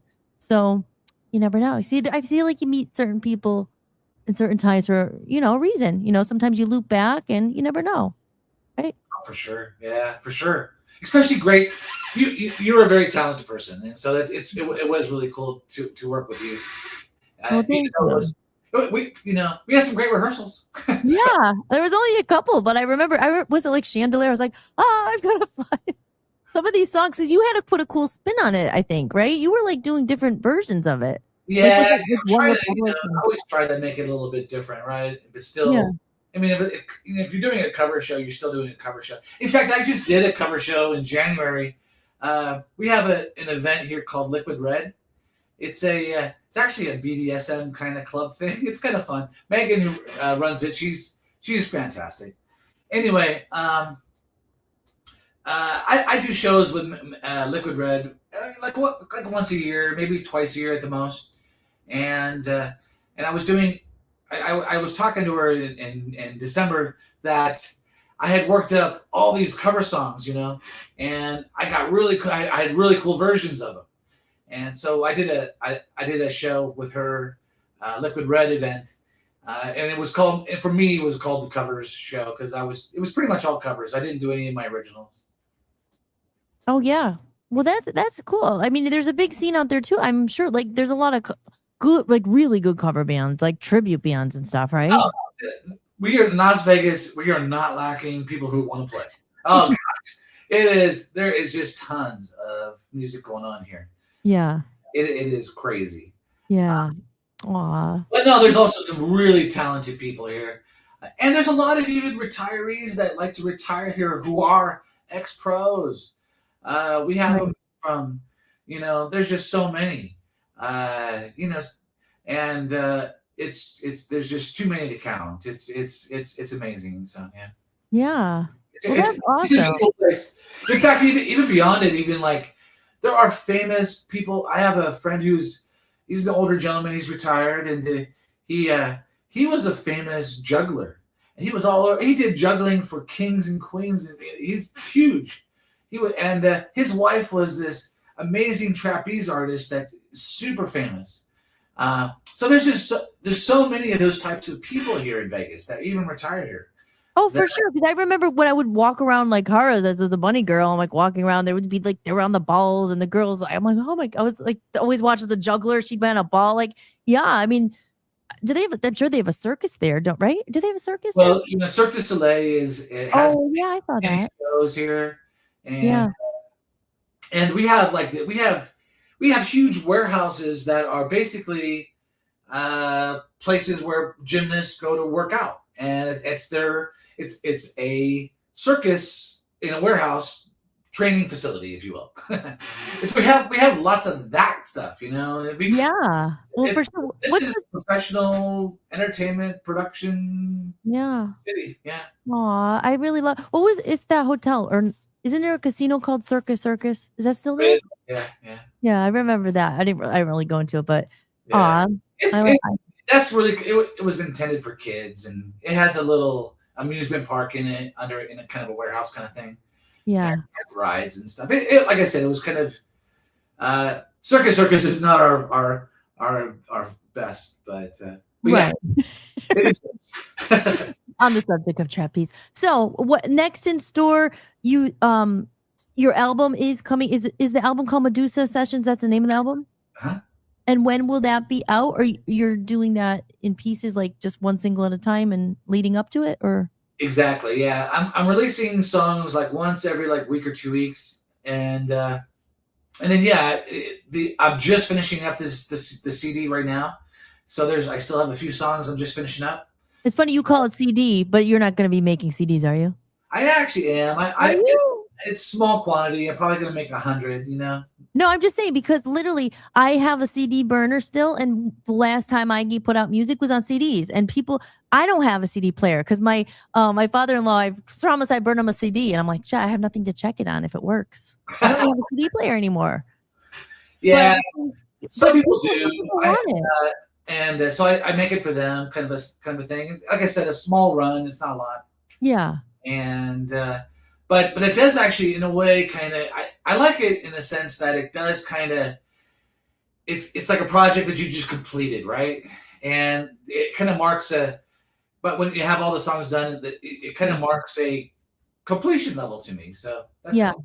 Yeah. Because I was looking in that too, because I have some fans from the UK, and they asked, like, are you going to have any physical merchandise? And I thought about CDs. Well, I was like, but it's not going to be that many. So I'm like, maybe I could burn them CDs. But then I know that people do flash drives. But I thought about doing like a flash drive, but putting it in some kind of a CD case, so you could still do all the art and you could do this cool stuff. But maybe it's like, so for the people who don't have CD players anymore, but do something where not losing that. Like, oh, people don't like albums, but I think some people do, and they like the artwork and they want it signed, and they, you could be creative with it. Yeah. So what's the date again? Did you have an actual date that the album is being released? Like you have Not yet. or something or not? I still have like 4 songs to mix down. So I still have guitar parts to do. How many songs are going to be on it total? It's going to be like 14 to 16. There's still a couple. I'm doing something that's kind of fun. I'm also going to release a couple cover songs on it. Cool. And these songs are bang songs. They're really cool. They're going to be really cool. Oh, I can't wait to hear it. So real quick, run it through one more time. Black Card's the one you just put out just a couple weeks ago? Recently? Yeah, exactly. Yeah. And I have on June 7th is my birthday. Oh, well, happy early birthday. I'm close to your dad there, right there. You're Gemini?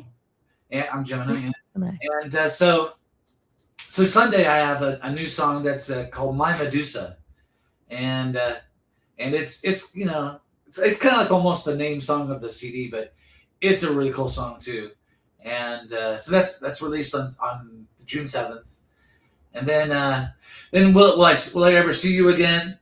That song's on July 4th. That's a cool song. And then And there it is there, you guys, just in case. Go in if you haven't seen it. I put it up a while ago. But Lord Thaddeus, he's on Spotify. You're also on Bandcamp, and you're just going to type in that name there, Lord Thaddeus. And you're on YouTube. You're everywhere. As long as it's not a very common name, so I don't think there's other ones out there probably. So, oh, yeah. You asked me about it. When I was how I got to Lord Thaddeus was kind of a joke. It was kind of funny. It was I was trying to figure out a band, what to name it. I thought of all kinds of things. I've been in 1,000 bands, yada yada. And initially, I thought doing Sir Thaddeus, and I even released a song, just one, and I did one song, and I called it like Sir Thaddeus, and I released it, and I was all excited about it. And then my sister-in-law, my older brother's wife, she looked it up, was doing a kind of a search, and she goes, do you know there's like another, there was another guy named, he's a reggae artist out of Jamaica. His name's Sir Thaddeus. Oh, I didn't even think that there.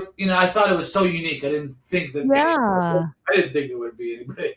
So I was kind of like reeling, going, "Well, what am I going to do now?" Mr. Thaddeus, no. He's got a few songs out, and I didn't want to, like, play any stupid games or nothing. So, I was like, "Well, what am I going to do?" And so I was playing with ideas, and then I was like, "Well, I own my house." So I'm going to, how about Lord Thaddeus? I'm on property, so I'm going to Lord Thaddeus now. So there you go. So no one else was Lord Thaddeus that you know of. Anymore, yeah. Unfortunately, there's a Hollis out there. How dare someone took my name? There's just a Hollis. I was like, I just wanted to be Hollis. So I put my last name, and I'm like, oh, people are like, how do you say that? I'm like, oh, should have just been Hollis. I mean, if I made it back in the day, like Madonna, I'm Hollis. How dare someone else have my name out there who's just Hollis? So I'm Hollis Mahady now on Spotify. Anyway, but thank you for sharing that story.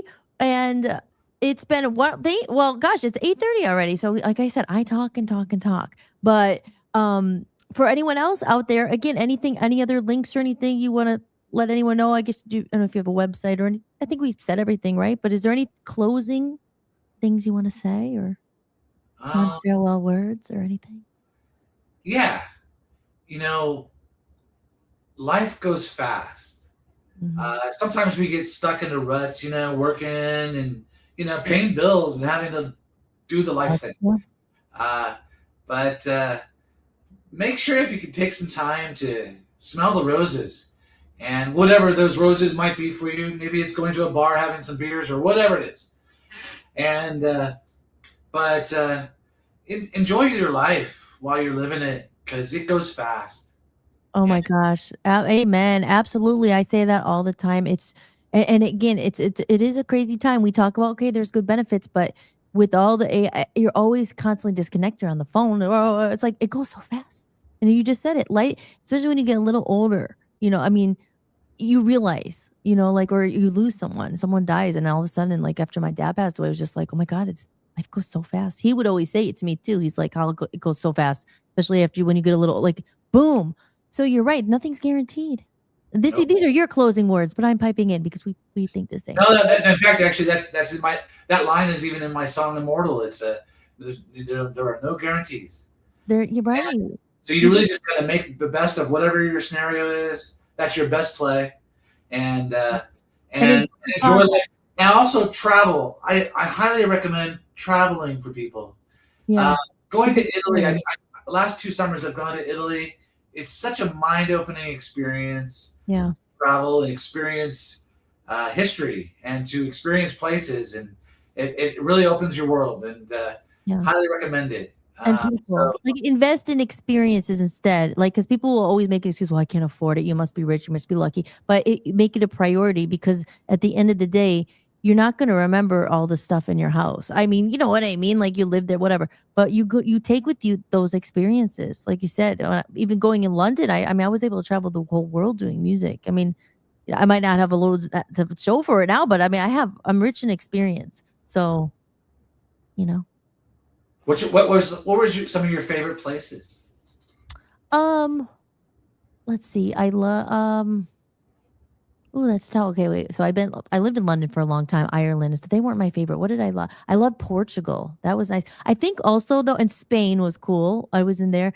I think it depended though when I went because I have really good memories of Portugal and Spain because I remember it was in the summer and I was out like at these little things, the tapas, and it was Ireland was beautiful, but I was always there in the freaking winter. I just remember it always raining and it was like. So probably Portugal that was one of my favorites. I liked the Mediterranean. I did a cruise. That was cool. So Oh, I love it. Love it. Mhm. Yeah, you were in Italy, you said, right? I've been to Italy. It was just Milan. I was there. That was the only place. Oh, Milan's fantastic. I love Milan. Yeah. So many like churches and all that cool stuff. Right up your alley for what you're doing. It is. It's right down my alley. Italians are such fantastic people, and it's such a wonderful country. Yeah. And I do want to go to. I haven't been to Sardinia yet. I want to go, and I haven't been to Majorca yet. I want to do that. I sound so dumb. Are that all in Italy? They're all in Italy. Majorca is more of an island off of Spain. I'm not very good at it. Sardinia is an island off of Italy and then right in the middle of the Mediterranean. But yeah, but traveling, yeah, absolutely. I highly recommend traveling for people and getting out there in this world and just experiencing life. And those Italians out there, my father-in-law's watching. He's Italian. He's a Smirglio. So I'm not Italian at all, like originally me, but I'm married to an Italian. He makes really good food, Italian food. It's awesome. Oh, really? And Smirglio out there, he's probably watching. He watches all the episodes. So big shout out to you. He's Italian. He says, "Amorone." What is that? Oh, fantastic. Yeah, bene. It's no, really, seriously. Italy is I actually would possibly consider potentially owning a home there. It's such a fantastic place. Yeah. And the history and the people and the food and it's a vibe there that you just can't really explain overly. They do things their own way there. And the way they do it is pretty cool. They've been doing it a while, so I think they got it kind of down pat. Yes. And Joe says, Joe's a good friend of the show. He says hello, but he says, well, thank you. I'd be Italiano. Are you Italian, Joe? Joe's great. But yes, absolutely. Well, we could talk for hours and hours, but maybe you'll just have to come on sometime. When your album comes out, come on again. We'll play some more songs. Absolutely, let's do it anytime. Okay, awesome. Well, gosh, I had such a good time. Thank you so much. It was kind of random, and I'm glad you said yes, and you picked June 1st, and that's today, and we did it. We did it. Good job. Well, thank you. This is cool. Yeah, definitely. Well, we'll see you again, and I'll be getting your album as well when it comes out, and I will listen to more songs. What's the next song coming out? One more time. Next one? Oh, yeah, it's My Medusa, and it's June 7th. June 7th, your birthday. Yeah. Okay, good. Awesome. Well, thank you so much, Lord Thaddeus, I should say. Not Thaddeus, Lord Thaddeus. Thank you for coming on, and we'll talk more. We'll look into doing a song together, and I'm going to come back out to Las Vegas because I have unfinished business there. Yeah, you may need to retire here. Yeah, it's a cool place. Yes, definitely. I'm a West Coast. I love the West Coast. I want to go back there. So yeah, that's what we're working towards. It's fun. It really is. It is a fantastic city, and once you get into the mix of it, and I'm still actually I have on purpose gone out more often in going out to bars and like for instance there's a place called the Dive Bar here. It's a venue, and a lot of touring bands play there. And there was a touring band from Britain. They're called Synth-Attack, and they're from Germany. Funny is my music is actually kind of popular in Germany, more popular than here. So anyway, I want to go check them out. And they're on the Dark Tunes label, so it's on a label that I'm familiar with because Maria is on the Dark Tunes label, and anyway. So I went to the gig, and I was hanging out with the guys, the Synth-Attack, the guys from the band, and we were hanging out, and they already knew me. They already knew Lord Thaddeus. They knew my music already. It was cool. To me, that was such a great compliment. And, and so we hung out. I probably drank a little bit too much that night, but we had fun. And it was a cool thing. So I do get out now. I go out. My wife and I went to the Vampire Ball a few weeks ago that we had here. So we go out and we do stuff, and we get in the mix of the community and try to be part of the community itself too. Yeah, you got to get involved. That sounds fun. Vampire Ball. They might have one of those here in Cleveland. Cleveland's pretty cool. Like you wouldn't. I don't know if you know much about Cleveland. I didn't know. I ended up here randomly. I won't get into it. But boom, for some reason I was like, oh, probably never gonna do it now. I was living in Maine. I was like, oh, my album. And then I got here, and it's like, boom, there's music. There's a Playhouse Squares. There's culture. There's musicians everywhere. It's awesome. So I always feel you land where you're supposed to, and you don't force things. I'll get back to Las Vegas someday. I'd like to go back. So.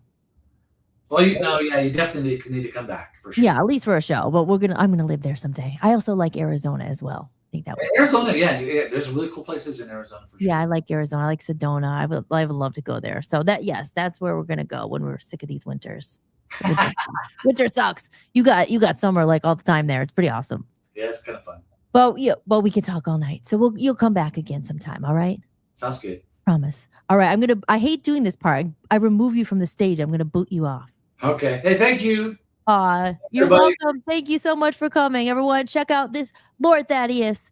Thank you on Hollis-tics, guys. Go check out the music. It's awesome. I'll be sharing it. Thanks. All right. Take care. Good night. Good night. And there you have it, guys. I got my weird Las Vegas hat on. The problem is with my headphones. It doesn't look so cool, but it's the Las Vegas show. Hello. That was Lord Thaddeus. Well, very good. That was fun. I'm so glad he came on. That, like I said, that was just kind of a random one because I usually my last guest, I knew they were coming on for a while, and I just said, I want to have a guest, and I saw his thing, and I liked it, and I said, hey, you want to come on the podcast? And he said, yeah, and there he was. So very good. So we should do an applause. Hold on, I'm gonna get my background here, and I have to take a tinkle, but the show's not over yet, guys. I went on and on, but we got to catch up a little bit because I wasn't here last week that much live, but I did my replays. I might have missed tonight. That was like the first 2 nights I've ever missed doing it because I had a problem with my computer. I usually like to at least put a replay up there. So let me put my background back, and then we'll do a little commercial, and then I'll tell you what's next on the agenda for Hollis-tics. Okay, let's see. Let's play a little Dr. Wayne because it's 1 minute and 55 seconds, and I could pee fast, but not that fast. So here we go, guys. I'll be right back after a little Dr. Wayne. The next principle I call don't die with your music still in you. And who better to quote than Thoreau right here in Concord when he talked about some of us hear a different drummer and we must march to the music that we hear. But all of you, everybody watching, everybody here in this beautiful parish, all of you have some music playing. And all of you have a heroic mission. There's no accidents in this universe. We all show up here with a purpose. There's an intelligence that is a part of everything and everyone, and all of us are connected to it. And too many of us are afraid to listen to that music and march to it. You out there, I know you have a book you wanted to write. I know there's a composition you wanted to compose. I know there's a song you want to sing someplace. Maybe you want to raise horses out in Montana. Or maybe you want to open up an ice cream shop on Cape Cod. Who knows what it may be. Maybe you just want to travel and see the world. Maybe you want to go into a relationship with someone but you've been afraid to, but your heart says it's the right thing to do. All of us feel something. And in Leo Tolstoy's famous novel, The Death of Ivan Ilyich, he asks this question that would be terrifying to me. He says, as he has his accountant from Moscow lying on his deathbed, contemplating the horror of this question, what if my whole life has been wrong? I've known what my music is. It's playing right now. Little Dr. Wayne. We went from dark goth to little Dr. Wayne. We do everything here. We experience, what's the word? We explore the dark and the light. So he had a little bit of a dark, but I liked it. You see why I liked it? And it's in my head. See, there you go. In a black card. Yes, I like that too. And we didn't really talk about the meaning, but of the song. But if you listen to the lyrics, I think it was referring to a black MasterCard, and it's usually the people with the money, they get what they want. Life is a game. I talk about this all the time. But with that said, guys, remember this Friday, June 5th, a special day in my heart because it's my dad's birthday. He's no longer here, but of course I think about him every day, but especially more on his birthday. So this song is for my dad on June 5th. Don't forget, guys, it's coming out. World is made up with illusions of gold, but it's all just a story, a lie that we're told. Amnesia, we're under amnesia. They got us forgotten who we are. It's a spell that we're under, cast from the start. It's time to remember just who you are.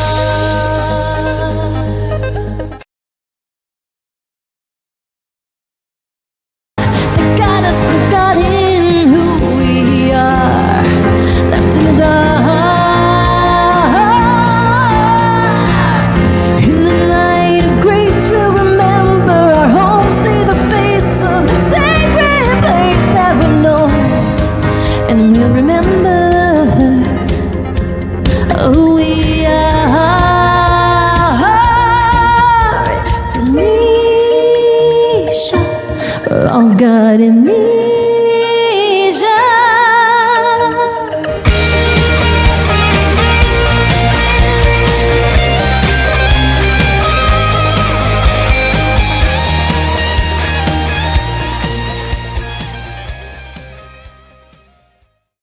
I don't know if Thaddeus is still watching, but if you are, that was my AI video. My first time I've used AI when I was floating the bubble. I don't own a pink Cadillac. Is that a Cadillac? I don't own a pink car.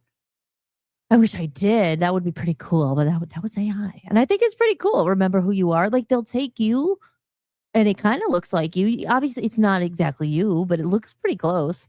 If you look closely, if you don't really know me, you might not notice. Oh, but that was me floating in a bubble. And yes, and I had Thaddeus, but I hate kicking the guest off. It's like boot guests. Kick them off. Get them out. I like having the guests. See, I could talk and talk and talk. You know what I mean? I go on and on. on. And especially since I wasn't really live last week. Like I said, I was kind of live. My shows were still on, but I wasn't live because I was doing a lot of stuff. And I mentioned it earlier, and I'm going to mention it again because it bears repeating. I'm going to tell you why I was so busy. And it's been something urgently burning in my soul for years, I mentioned it. I'm not lying. I finished my Love Zombies book. And it happened because of ChatGPT Plus. And I don't know. I've had the writing done for many years, and it's a story about. I wish I could just read you the back cover of it, but I actually don't have it. But I could show you the front cover of it. And so back in the UK, there was a guy who did some of our original cartoons. He's such a good guy. Maybe we can get him on as a guest. His name is Chris White.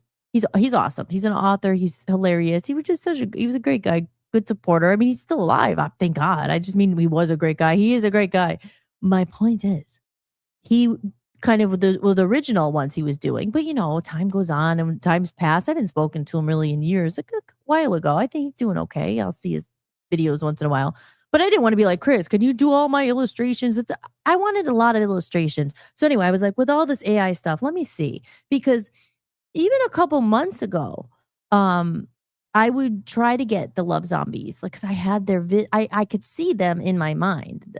Lolly, the Love Zombie, and Dino is her partner in crime, and I saw them in my head. But I am not at all an artist, like a painter, drawer, a cartoonist. I mean, I'm just not good at it. And so I had been experimenting, and on my computer I have like so many different versions of Lolly, like But the problem was every time I would try to put a scene in for them to generate like another scene, they changed the zombie. It was always different, so I couldn't get a consistent look. And I was in Canva, which I use a lot for all my like design, my thumbnails and all that. I love Canva because it's so easy. It's awesome. And I was using this AI generated there, and it actually was being pretty consistent. But then it started being weird after a while. It was like teasing. It gave me all these great images, and I'm like, okay, I'm gonna keep going. I need the next scene. And then it's like, oh, you have reached your allowance for AI images. And I was like, okay, can I just buy more? I'll buy whatever I need, more tokens or whatever the heck it is. I don't know. It was just a pain. I wasn't able to get it, and I was like, ugh. And then I was on ChatGPT, and I was just like, I didn't think ChatGPT really did images that good. I don't know. I never really used it, but anyway, I put one in, and I was like, oh. And then I tried again. I was like, how about, can you do her doing this? Can you do this scene? And it was the same zombie. I finally got her. And then of course I had to pay for that, but that's okay. It was worth it. So I don't, it's like $20 a month, but I'm like, I don't care. I'm going to finish the book. So I have the cover. I'm going to unveil the cover for anyone watching out there. And Joe is in the house. Thank you, Joe, for being here. June 5th, the release date. Yes, Aaron, this Friday. Joe says, then they immigrated. Oh, about because you said your grandparents came from Vasto and probably not saying it right. Vasto and Molitano, Italy. And then they migrated to Cincinnati, Ohio. Wow. Oh yeah, because that's where one of my 3 sisters still has their naturalization papers in her memorabilia. Aw. And they came here, and you've been here. So you're an Italian. Like I said, I'm not any percentage Italian, but now I guess I'm kind of, because I'm married to an Italian. My full last name is Mahady Smerglio. That's a mouthful. Sometimes I forget when I go to you sign up for something, you make an appointment. Sometimes I'll say Mahady. Sometimes I'll say Smerglio. Sometimes I usually don't say Mahady Smerglio, but then it's a pain because then I go there and I'm like Smerglio, and they're like, oh, we don't have any record of that. I'm like, oh, Mahady. So it's those things, but it's okay. So anyway, back to Love Zombies. But I was just so excited about it because we were talking about how much should we talk about this? It was, you're seeing another perspective with Thaddeus, and about like he embraces the technology. I talk about it a lot, and I'm embracing it too, because I do, like I said, the one thing I will always be cautionary about, and we'll talk about it because I also been working on something called the recreation movement. And I'm going to play a video as well. See, I've been a busy bee last week. It's not just like I didn't want to feel like doing my show. I'm just like, sometimes, it's like quality over quantity. I have some new shows I'm putting together, but it just takes time. It's so much time. I'm going to be pre-recording some of the episodes so we can get different scenery and probably airing them as well. So we're going to be changing the format up a bit. Like in the beginning, the first couple episodes I did one where I was like showing you footage of at the store and stuff. But these are things that you have to pre-record, put it all together. It's a lot. But it's okay. Because Hollis-tics is a work in progress. It's evolution. You have to keep it exciting. I like having a guest. Having a guest it's nice. It's fun. It breaks it up. It's something different. But yes. So anyway, my point is, because of AI, there's some things that now I could do that I've never been able to do, and at least get it out there. I've always wanted to get my idea out there. And let's see, I did upload it here. Are you guys ready? I should have a drum roll. If anybody's paying attention, no one will know the plight of the love zombies like me. So this is a big deal. Drum roll. This is just bongos. This is not a real drum roll. Okay, now I got to do it. Hold on. Then I got to do it as fast as I can so I can get up here. Ready? Go. Here we go. You ready for the Love Zombies land? It's coming, guys. It's coming. Oh, so close. Ready? Boom. There it is. Whee! Yes, that deserves applause. Like I said, no one will ever know the plight of the Love Zombies and what it took to get here and what it took to make that album. We feel, we heal, we rise, we love.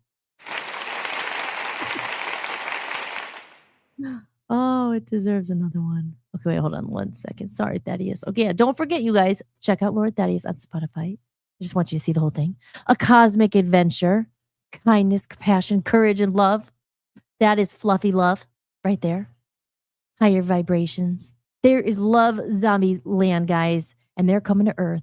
They're coming to Earth to help heal the planet with their high vibe rock and roll.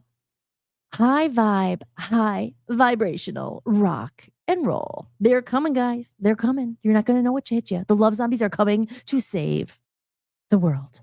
And they're also going to experience what it's like to be a human on Earth. They have to deal with all that. It's not so easy. You could sit up in Love Zombies land and meditate, but they come to Earth and they're in for a rude awakening. But they know this. They're planned. They've been trained. They've been trained to come help the humans remember why they're really here. They've come. They're coming to remind us who you really are, because Draco has unleashed terror, fear, dark energies, amnesia fumes. Does that sound familiar? Amnesia? Anybody? Does that sound familiar? So it's all connected. I've been working on this for many, many years. Yeah, it's all coming to fruition, and with the help of AI, because I could do it all myself. And that's why I'm always freaking busy and behind a computer. But it's all coming, and I'm very excited about it. I can't wait. So yeah, it was like the last thing I have to do is upload it to Amazon. It's already halfway done. It's just it's actually going to be a physical book too, so I can make copies of it. Remember, I had Jessica on our show, and I showed her book, and I said, well, now I'm going to have my own book. And see, that's the cool thing. You could do it. Does it mean whatever? Is anyone going to buy it? Hey, maybe you would, because it's good. It's good for kids, but it's good for adults alike. It's one of those where I was like, okay, it took a while, obviously, like years and years. And now, I did not use ChatGPT for this. I won't lie. I did put it in there and say, could you make sure, edit it? Could you make sure there's no punctuation, grammar, that stuff, like Apple, all that stuff? Yes, why not use the tools for first time ever writing a book. I'm going to be a published author soon on Amazon. And so they did do that, but I did not use AI to write it. But yes, for the pictures, yeah. And they asked, is AI generated images? And I said, yes. No lie there. I can't draw like that. But like I said, they finally did the character. I love her. Let me do it again. Oh, there she is. She's so cute. And the whole book is illustrated. So there's there's a lot of pictures in there, not there's maybe 2 every chapter, and there's about I think 11 chapters. So yeah, so it took a while. I mean, it took a long time. There were some days I was working on it for 10 hours, But it's really cool to be able to get my book finally. I can't. And what's really cool, it's awesome. In the back, there's a QR code similar to this one, guys. Don't forget, buymeacoffee.com. If you haven't already, hook a sister up. I'm putting love and vibration and spreading good things into the world, entertainment. So buymeacoffee.com. You go to my website, hollis-tics.com. There's a little coffee cup if you want to donate. As I said, I do this because I like doing it. No one pays me to do it. And I don't make any money just yet. But we're going to get a sponsor. We're getting a sponsor, guys. I'm calling it out to the universe. Sponsor, advertiser. I'm a children's author now. Thank you. Not officially until the book is in my hand. But the cool thing is, on the back, last page, there's a QR code. And if you scan it, you go to a bonus Love Zombies little land world where you get free music. And it's my Love Zombies music and all that stuff. I have a Love Zombies theme song. I'm telling you, it was like, this was in the works for so many years. I remember we literally have a Love Zombies theme song. And even back then I was like, I'm going to put that in my book someday. Because I had the whole story about it. They're coming to Earth and they have to experience the human things. And I don't want to give it all away. I want you to buy the book. But there'll be a digital book as well. And I'm thinking for my Buy Me a Coffee supporters, I will be putting that in there. It's another incentive. If you sign up for a membership, $10 a month, you get a free copy of my digital book. So if you're already a member, and I know there's a couple, you're going to get it for free. But the physical copies, I think that's so cool. So I'm very excited to get my book, but I haven't finished it yet. It's the last step. I'm very close, just about sizing the cover and all that crap. So once that hurdle is done, I'm going to order like a proof and get it, make sure that looks okay. And then if it's all good to go, then I will put it up and order some more copies because I could order like, I forget what it was called. It was called like, whatever. You could get like discounted copies or whatever. So I think that'd be so cool. So when I do music shows, I could sell my Love Zombies kids book. And the Love Zombies will live on. Because I don't get too much into it, but it's a shame what happened to the band. I don't really even know. It's been a long time and not worth really rehashing, but it didn't really work out. But what came out of it was some good music that still lives on. And Lolly the Love Zombie, there's a whole universe that lives on through the Love Zombies. Because we are here to infect you with our love and heal you with a hug. It's all related. So, back to the comment section. Aw, yes. Oh, thank you. White Noise says that looks amazing. Thank you, Shannon. You're going to like it. I can't wait because it was crazy too, because I think I started saying it when I first started just last week, not the book, but when I first started these AI things, this new attempt, the story is like older. Because I was trying to figure out like, what's the audience like, if you're trying to like market this, for the right audience. I ended up picking like 9 to 12 or 9 to 13 or like 9 to 12 because, it's not just like a little kid's book about like the Love Zombies, like they're sliding down a rainbow. Now they do that, but it's more like actually it talks about fear and anxiety and these feelings in humans of Earth. And so it is a little bit more for older kids. So the first, what should I say, incarnation or the first cover, when I actually really liked it, I was like, wow, because it was the first time that it came up with something I liked. But after I finished like the book and I was reading, I'm like, it looks too little kiddish. If someone sees it, they're going to think it's like for 5-year-olds. So I had to get it more, even the cover. Let me pull it up again. Let me just admire it. But even that, she's meditating, you know what I mean? There was something here, it was like conscious. And I was like, I think that's too high word. I don't want it to be anything like too much like that, but like a cosmic adventure about, oh wait, hold on. You can't really see it because of my banner. Hold on. Oh, a cosmic adventure about awakening, unity, and the power of love. Awakening, it's like things we talk about here. So it looked too little kiddish. Now I think this is something, now if I was a kid and younger, I think that would pop out. It's not obviously not for like a 5. Maybe it could be for 5, but see cartoons and stuff. But the other one, I don't have it to show, but it really looked, after finding this, I was like, oh my God, the other one looks really like babyish. It was still really cute. And it's just really cool to finally see it. And that's what I was talking to Thaddeus tonight about, just with AI and stuff, you know, I go on, I say the same thing all the time, I guess, but it's not that I hate AI, and we can't escape it. We got to embrace it. And if you could use it toward like creatively, that's not a word. Creatively, that's not a word. Hollis, what is it? Created. It's not a word, is it? Creatively. Oh, you know what I'm saying? If you could use it anyway, for me, it's so exciting because, like I said, this was a idea I had like literally a decade ago. The reconnection movement, the recreation movement, my album, like all this stuff now, it's really cool to see it come out. And they do all the work for you. So, but you also are putting your ideas in. So everything in there. I have a character named, oh, what's wrong with you, Hollis? Named Roy G. Biv.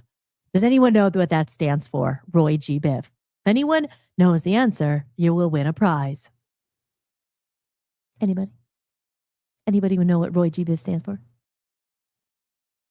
me check the chat room. Where's James Tim tonight? I don't see him here. Oh my gosh, there he is. I didn't even see that, James. Did you hear me? I said, where's James Tim tonight? And then I saw hi. Cosmic. What is that? Synchronicity. Am I tongue-tied? Synchronicity. Kesbit? What's that word? That's another one. I don't think that maybe it's not the right word. But hello, James. I wondered where you were. Thank you for being here. But the rainbow. Oh, hello, Ben. Yes. Yes, very good. The rainbow. You're right. Roy G. Biv. Red, orange. It's an acronym. Is that the word? Red, orange, yellow, blue, indigo, violet. Roy, red, orange, yellow. G, green. I forgot that one. Biv, blue, indigo, violet. The colors of the rainbow. Yes. Good job. He wins a round of applause. That's what he wins. Ben, welcome in. It's so good to have you. You're good. Oh, I didn't mean to. Oh, well, you know what I mean. You get the point. But yeah. So like all the characters in there it's so cool to see them come to life. So that's why I'm gonna say, like, even I was just like, and Dan was watching too. I'm like, oh my God, like it's amazing when you really think also about computers. I mean, not that I know that much at all, but even just when I was doing like my training to be a tech goddess.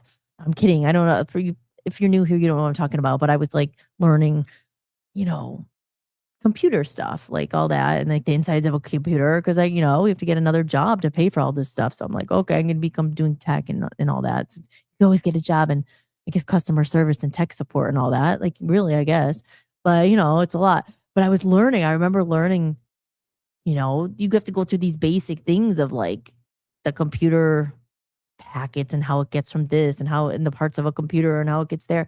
And I'm just thinking, when you really think about it, oh my God. Like, how did they freaking do this? It's crazy. Like, you put exactly what you want in, and then they're changing it. Even with your own, like, I'm probably not making that much sense. I know I'm like, all over the place. But what is in that computer? The codes and because everything is numbers, right? Everything. I just remember learning that too. Was just like, everything is like 1 and 0, and everything is numbers that make these things on the screen and this, the graphics and all there's probably other stuff too, but everything is, I forget the word too. It's been a while, but like, and I'm just thinking, you tell them, can you make love zombies? Can you make this Lolly the love zombie? Can you make it? And it just comes up. It's like, where the speed of like, what is that? Like from A to, computers are so fast. I mean, I probably sound really dumb. This is where, like I said, I wish there was someone else to be here. I'm like, whoa, but maybe you guys know what I'm saying. Oh yeah, Jim Tip says, blame me why his sound went off on Sunday. No, he did not. But yeah, I don't know. That was crazy. I was helping him here. I have no idea why. But I'm glad it was back on. And he did a show last night and it was no problem. So I was like, okay, so there shouldn't be a problem today, hopefully. But yeah, so it's very exciting. So that literally, when I get in the zone, I'm like, I just want to, after all these years, I just want to finish it. So it did take a long time. Because then I end up redoing the pictures and then having to redo the this and that. And then Canva was giving me some problems. Canva's really good, but there was, I don't know, it was being weird with the maximum amount of images you could use. And it was freezing and then it didn't save in 3D.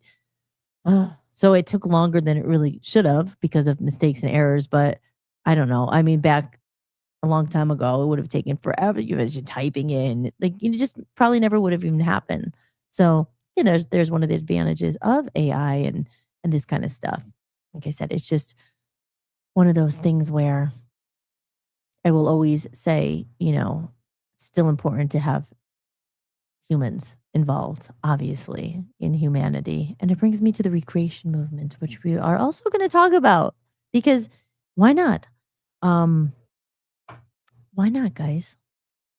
Why not? Because it's a big thing. It is a big thing. But AI, I talk about it all the time. So you know what I'm saying. Colors of the rainbow. Yes. Aaron got it. So let's go over to that because that's actually what I spent all day today working on, and time goes fast. And it was just like, oh, let's see if I have it. Because remember, guys, if the people in here who have seen my other episodes, and you guys have watched a lot of them, and I talked about the recreation movement, especially when Chris was on, and because I started episode 1 talking about the reconnection movement, which I wrote without AI, without ChatGPT, like over 10 years ago, same era when I wrote Love Zombies, and I talked about like being scared about like AI and blah blah blah. And now we talk, okay, AI's here. It's not going anywhere. We talked the whole episode with Thaddeus about how to embrace it and this and that. So, and I said to Chris, but still, it still leaves people like me, like the Chris's, and who are independent artists who don't, have another job, made loads of money, and like are able to just give their music away for free. We're like, oh man, I wish we could just get some kind of money for it. So, about bringing that back in style, also about if there really is good art you like and music and maybe merchandise CDs that you buy it, that's like, does it have to totally go out the window? Because otherwise it's hard because how else are you ever going to make any kind of living? The thing is you won't. And then I talked about this before as well. It's not about making it anymore. And I accepted it. That was the night of my release, right? I said I accepted it. You're never going to really make a living from music ever again. Right? I don't know. Maybe, like I said, with touring and so maybe you'll get paid. Maybe I'm wrong. But just accepting it. That's the point. It's not a sad thing. It's just accepting like, oh my gosh, all right, well, you got to do something else to fund your creativity. And was the point. So, but my point with the recreation movement in this fast-paced world that we live in, when it's so much all the time, and things are changing so much. And it goes back to the episode 1 about we got to still keep some of our humanity, right? And I think, especially with people being busy all the time, it's so busy. And you're just like, I was asking myself this other day, it's just like, everyone's so busy, but busy doing what? Okay, I know that sounds like, yes, of course you have kids, jobs. Yes, you are busy. But I don't know, when our grandparents, and I know my grandfather was raised on a farm and everything. They were working 18, 19 hours a day, but they still had time to connect with their family. Like, it's just a different kind of busy. It just seems like we're more busy doing meaningless bullshit. Not everybody, but I'm just saying with the phones and the scrolling, it's like you're more busy, but less doing things that mean anything. And I think that's what I said with the recreation movement, just holding on, not fighting the past or not trying to live in the past and be like, oh, no, fuck AI. Sorry, I curse. Screw AI. I'm never going to use AI in my music. I mean, yes, me personally, I think because I was given a voice, for me to not sing anymore and just be like, oh, I'll just create something with my voice. I mean, like, I'm not going to do that. But what Thaddeus was saying even earlier, like if you have demos and stuff and you want to get maybe an idea, like use it, if you could use it for certain things, like you just got to kind of figure it out because we're navigating a whole different era. It's just not the way used to be. It's not going to be, you got to get over that. But certain human qualities should not go out of style. And I think one of them that definitely shouldn't go out of style is human common courtesy.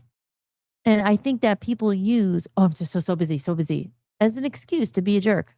Oh, you're so busy that you can't return a phone call, that you can't email back, that you see a message and don't answer it, that you oh, I'm just so busy. Now, can't be a hypocrite. I've done that too. So, but my point is saying, look at yourself, and I'm like, be the example more. They say that to be the example you want to see in the world. But you can't be a hypocrite. Like, start to practice a little bit. Like I said, I know I'm all over the place, but when Chris was on the show talking about helping each other, again, there's so many people. It's hard to know who you want to help, who you want to support. And then it leaves people like, oh man, like no one cares. How am I going to build an audience? So it's just like, okay, can we recreate actually caring about people, maybe supporting people, maybe not everybody, maybe support one or two people and ask them to support you back. Not because you care, not because I'm paying you to promote my thing, because you care. Street teams with music back in the day. Like I said, you didn't have to pay people to like your music and spread it and share and care. Sharing is caring and sharing care. You didn't have to. It just was. And these things do seem obsolete now, but it's like those things worked. Now you might say, well, that doesn't work now. But I mean, I just think certain qualities, like just, we live in such a different time that it's like acceptable. Well, I'm so busy, but you're, again, if you're busy, like really truly, you don't have time to do anything because you're like, you're raising kids and you working 5 jobs. But if you're really just busy because you'd rather like just scroll on your phone and gather likes and all that meaningless stuff, but you're too busy with that than to answer a human. So maybe I'll shut up and play the little video I made. But anyway, my point is, it's exciting because I have a new series. So I'm going to be doing like a series of these podcasts about the recreation movement. And I mean, it'll be aired here. Like I said, I might pre-record some of them. But here, I'll do the commercial, and then maybe I'll make sense more. Your arms look, my arms, oh my gosh, I haven't really started lifting weights yet. Yes, I didn't mean to curse. I think I cursed once or twice. That's right. Yeah, make priority. You're right. Okay, so let's see. Okay, going back over to, anyway, I made this today, and I think this probably sums it up a little bit better. Again, because the reason why this exists and why I made this was, to me, it's a problem, personally. And I know sometimes you go, oh, you got to get over it. It's just the way it is. And I don't think that's something that we should just accept. That people are just jerks because society makes it because we're so busy and we can't get back to anyone. I just think it's mean, And then even putting my email out the other day, a lot of people wrote back. It was so cool. So I'm focused on those people, and just focusing on heart and just real connections rather than vanity metrics. Oh my God, yes, but I only have 100 people who saw my video. Oh my gosh. Or instead of, but I'd rather like 40,000 because that's what everyone cares about. I'm chasing views. I'm chasing, like, no, it's just like, so to me, it was something where I feel like there are other people who feel this because I know Chris is one. I always talk about Chris because, we're kind of in the same boat with that. Chris is must kill Chris. There's other people out there who just feel like social media really like dictates like their value or like, oh my God, I didn't get all these likes. And it's just like, well, maybe let's go back to a time, not like go back in past, but take some of the stuff that did work in the past here, taking some of the stuff and readapting it. Is that the word? I don't know if that's the word. But anyway, let me play it after. I'm going to shut up. I don't know. I did my hair. It's kind of weird looking now, but I'm going to have to fix that. Okay, the recreation movement. Here we go. This was made with AI. They tell us we're living in a fast-paced world. Busy, busy, busy. But busy. Oh, sorry. Real quick, just a warning. I'm going to re-upload this. I don't think the audio is the greatest. I did it real quick because I wanted to talk about it tonight. But if it hears a little weird, I realize that. I'm going to fix it and re-upload it. But you'll get the message. So here we go. They tell us we're living in a fast-paced world. Busy, busy, busy. But busy doing what? Scrolling, swiping, chasing notifications, collecting likes, followers, views. Somehow we've become more connected than ever. and more disconnected than ever. We become so busy chasing attention from strangers that we've forgotten the people right in front of us. We become so focused on building audiences that we've stopped building communities. We become so concerned with being seen that we've forgotten how to truly see each other. And somewhere along the way, basic human courtesy became optional. Returning a phone call, answering an email, keeping your word, showing up when you said you would. I don't miss the past.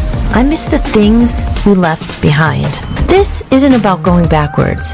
It's not about rejecting technology. It's not about living in the past. The future is here. AI is here. Technology is here. The question isn't whether we move forward. The question is, what do we bring with us? Do we leave behind empathy, gratitude, community, creativity, integrity, human connection, or do we carry them forward? The recreation movement is about bringing the best of the past into the future, not rebuilding the world, recreating what we've lost, because the future doesn't need less humanity, it needs more. And in a world becoming increasingly artificial, being human may become the most revolutionary thing we can do. The recreation movement. Preserve what matters.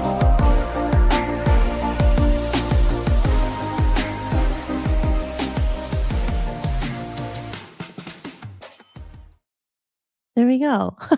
So yeah, like it came to me because episode 1 was reconnection movement. I was like, oh my gosh, and I even give it away for free on my website and like writing it all those years ago, warning about AI and all that. Not warning, but like you kind of like I was worried about it. Like, oh my gosh, we're gonna turn it to humans or not humans. We're gonna turn it to robots. There'll be no more humans.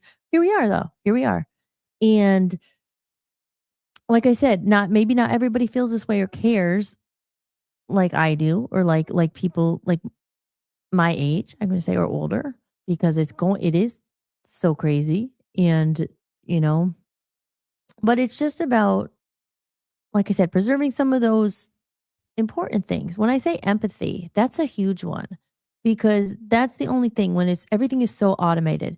And I use the example about people being busy. It's almost like it's okay. No, I'm just busy. I'm distracted. And like, that's okay. I thought that example was so good of them sitting in front of their eating with each other, and it's like you're not even talking to the person. And listen, I've done that before, but we both knew we're on our phones. Like I've done that with Dan, and we'll be on our phones. But like that's true. Like, and that's just like that's okay. And like I said, I brought the example up again and again, just about everyone just being so busy. And I think I'm saying for myself, like it makes me kind of sad. I'm just like, wow, like you can't get anyone's attention. Like they won't even like talk to you, look at you, or like just or like they're just so quick. Oh, okay. And I've been on the other side. I've done that too, and I have to practice what I preach. And I know I'm again all over the place, but actually I wanted to bring this up too. This phone, which I hated, right? It's like, oh, my Apple. I literally realized I was addicted. I had withdrawal. It sounds crazy. Like I had withdrawal from the iPhone. And I'll talk about this again, maybe in the next episode, a little bit more about case studies about people getting addicted to their phone. I'm talking like I think I had like a physical withdrawal. Like I was crying. This is so pathetic. But there's a reason. There's a point. There's a point. Listen, I'm open. I'm honest here. You're probably thinking, whoa, now I had PMS as well. And that didn't help matters, guys. Ladies, you understand. It intensifies things. But I wanted to throw this thing. I was like, it's not, where's my stuff? Where's my thing? And it was almost a good wake up call. And now I don't love this phone. I don't really like it that much. I mean, maybe I'll like it again, but I'm glad I don't want to love it. It's almost like, okay, good. You know what? Still do what I got to do, but it almost forced me to be like, oh, it's like falling. It almost forced me to be like, wait a minute. And I've been less and less on the phone because of it. Now, again, you have to be on your phone for jobs and work. Not everyone, but like it's a big part of your life, social media. But there's just part of me was like finding a balance is like, no. And that's what the recreation thing is too. It's just like writing that email to my email list and having almost now 30 people actually wrote back. And I'll send out another one. Some people might have missed it. Again, I've explained this before. I sent out an email and I said, is anybody out there? Anybody actually read this? Because I'm tired of writing freaking long email, not even that long, emails out and feeling like I'm screaming in a void. No one cares. Then don't be on the list. Are you there? Do you want to connect with me?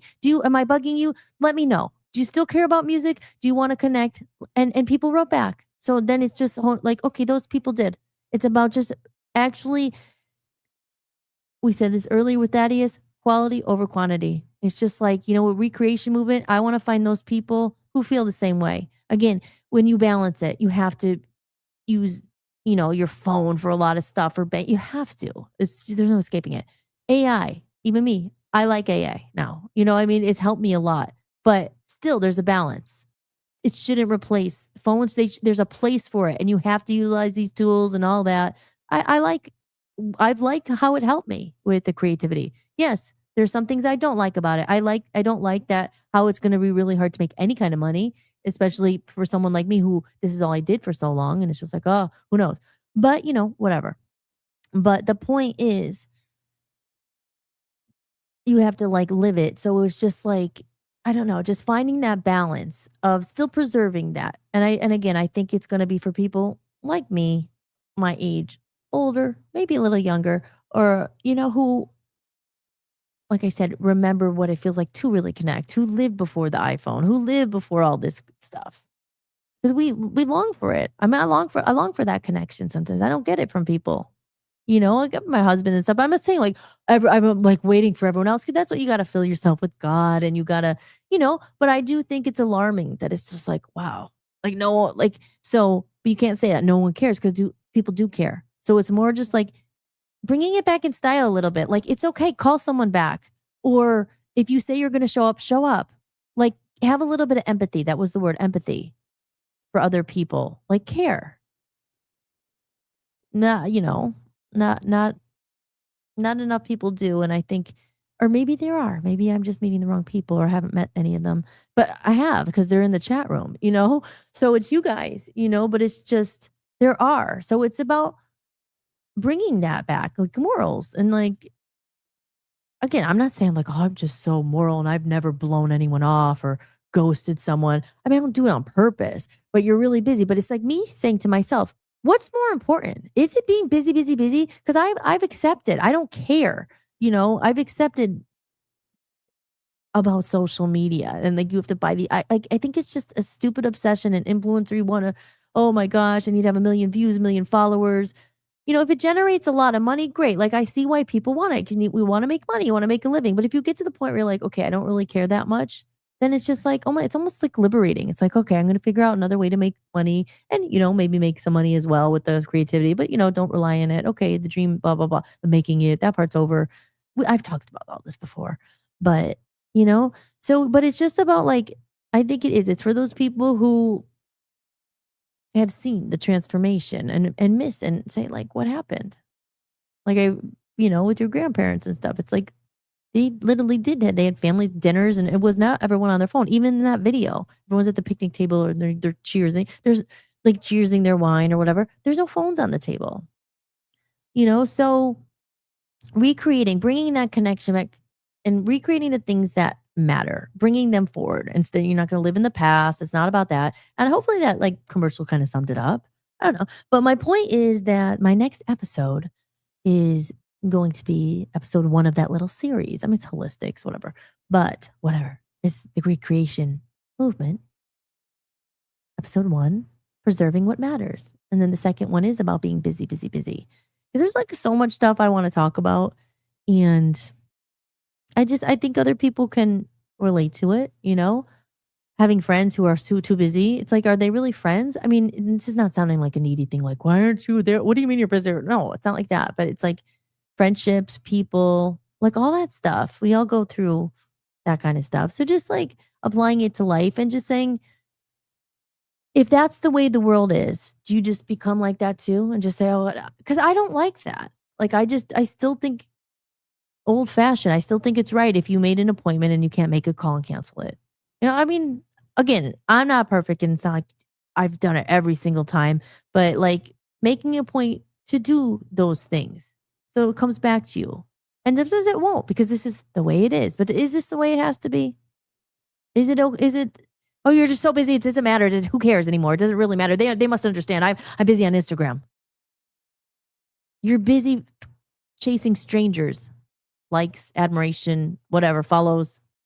Someone you know is like calling and you're ignoring them.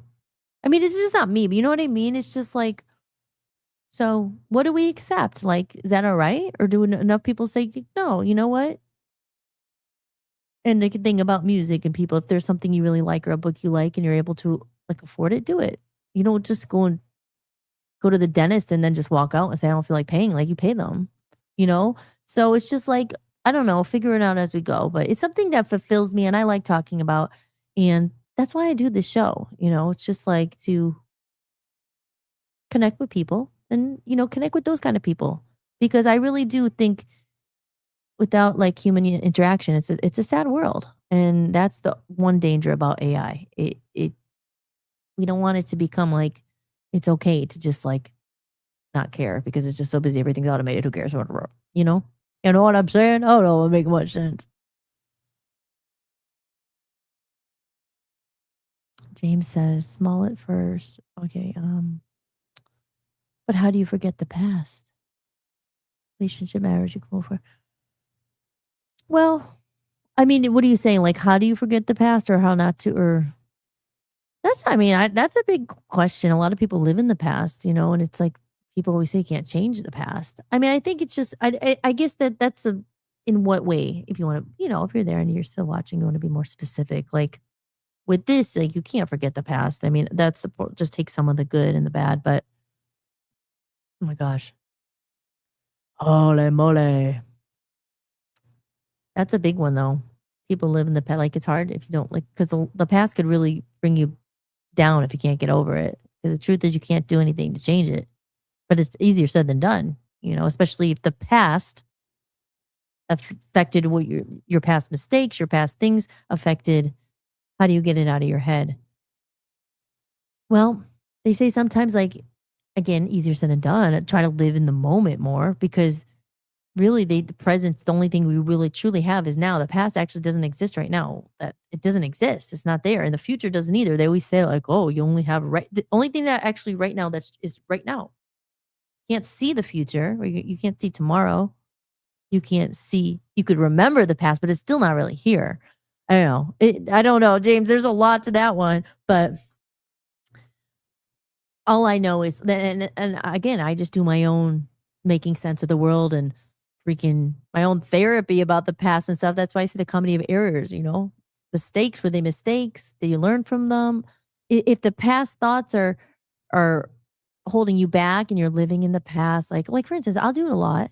Like, oh man, that house in Maine really screwed our life up. If we didn't do this, because the house is still for sale, you know? So, I mean, it's the past, but it still affects the present. But there's nothing I could do. The house is already bought. It's for sale. Everything happened that I can't change any of that. So there's really no point to be like, oh, I should have, if we only did this, if we only did this. The other way I get around it sometimes is saying, if you are truly, oh no, it's okay, James. It's okay. And I'm not saying I have any of the answers. I'm just saying I'm talking from my own experience and what I do to help me get through, especially mistakes that you think are a mistake. That's a comedy of errors and everything. But if you believe in something bigger, and not everyone does, but I do believe in God. And so I a lot of times will say, you're still alive right now. God was protecting you. Maybe you went there for a reason. If you had gone somewhere else and you didn't buy the house and everything went, what if, you know, what if God forbid you were in a car accident? Again, I've used this example before. You just have to trust and it's not easy, especially when, you know, you look at them as, oh my God, mistakes that screwed up your life, because everything happens for a reason. Is there really errors? It's called life. Life is hard. But the past, again, if you could just live in the present more and not think about the past. Now, of course, you have to think about the past or, you know, learn from the past. You know, relationships are a big one. Oh my gosh. Well, don't ever think about the past again and you keep having the same relationship or whatever. Oh, I went out with, you know, this bad relationship. Well, what did I learn from the past? I mean, if you learn certain things about yourself. Okay. Learn from the mistakes, never do it again. But living in the past, it's present day fast. That's what Dan said. right? Living in the past is a present day fast. You're not even living in the present either, because even when you're in the present, you're thinking about you're back where you were and you're not here then. So it's actually stealing your peace now by living the past. Aw, I'm pain. My pain meds went to help people in Newark who really needed help. Got attacked by stupid people. People suck. Not everybody, but a lot of people suck. And that, there's nothing you can do about that, I guess, like you can't control other people. And that's on them to learn. But I know that's not easy. I understand that's hard. I don't know. I'm just Hollis-tics here. I don't have all the answers, but hopefully, but just being able to talk about it. If anyone else has, I know you guys are in the chat. If anyone else has any input, hold on. This is Hollis-tics. Oh. But yeah, so what do you guys think? Wow, this has been a long show. It's been a good show. We had a good time with Lord Thaddeus. What do you guys think? Should we all take a road trip to Las Vegas? We'll start a bus tour, Aaron. Aaron and Amy will come here, and then we'll take a bus tour. We'll go to Las Vegas, and then we'll go to the UK and find Chris. Yeah, we can make all this stuff happen. We just need the love zombies here. They'll teach us how to teleport. It's all going to be all right. It's all going to work out. Oh, okay. So one last little thing. Now, before, I had this nice little deck of cards that I got. Okay, so I got them on TikTok. The Law of Attraction cards. They're just little cards that like you pick one and it shows you something nice. So Dan and I were picking one every day. They're just like little sayings and things that might apply for your day. Or like a word and it has like a little like saying. So I'm going to pick one for me for my card today. And if anyone wants me to pick a card for you, you just let me know. Okay, so let's see which one I get today and see how it relates to the topic at hand. Maybe James wants a card. Maybe it'll be about the past. Letting go. Let's see. Okay, let's see what one I get. I like to feel it. Oh, what happened to my microphone? I like to feel which one shouts out to me. Okay, I found one. Here it comes. Okay, this is my card for the day. Oh, my word is authenticity. Living your truth strengthens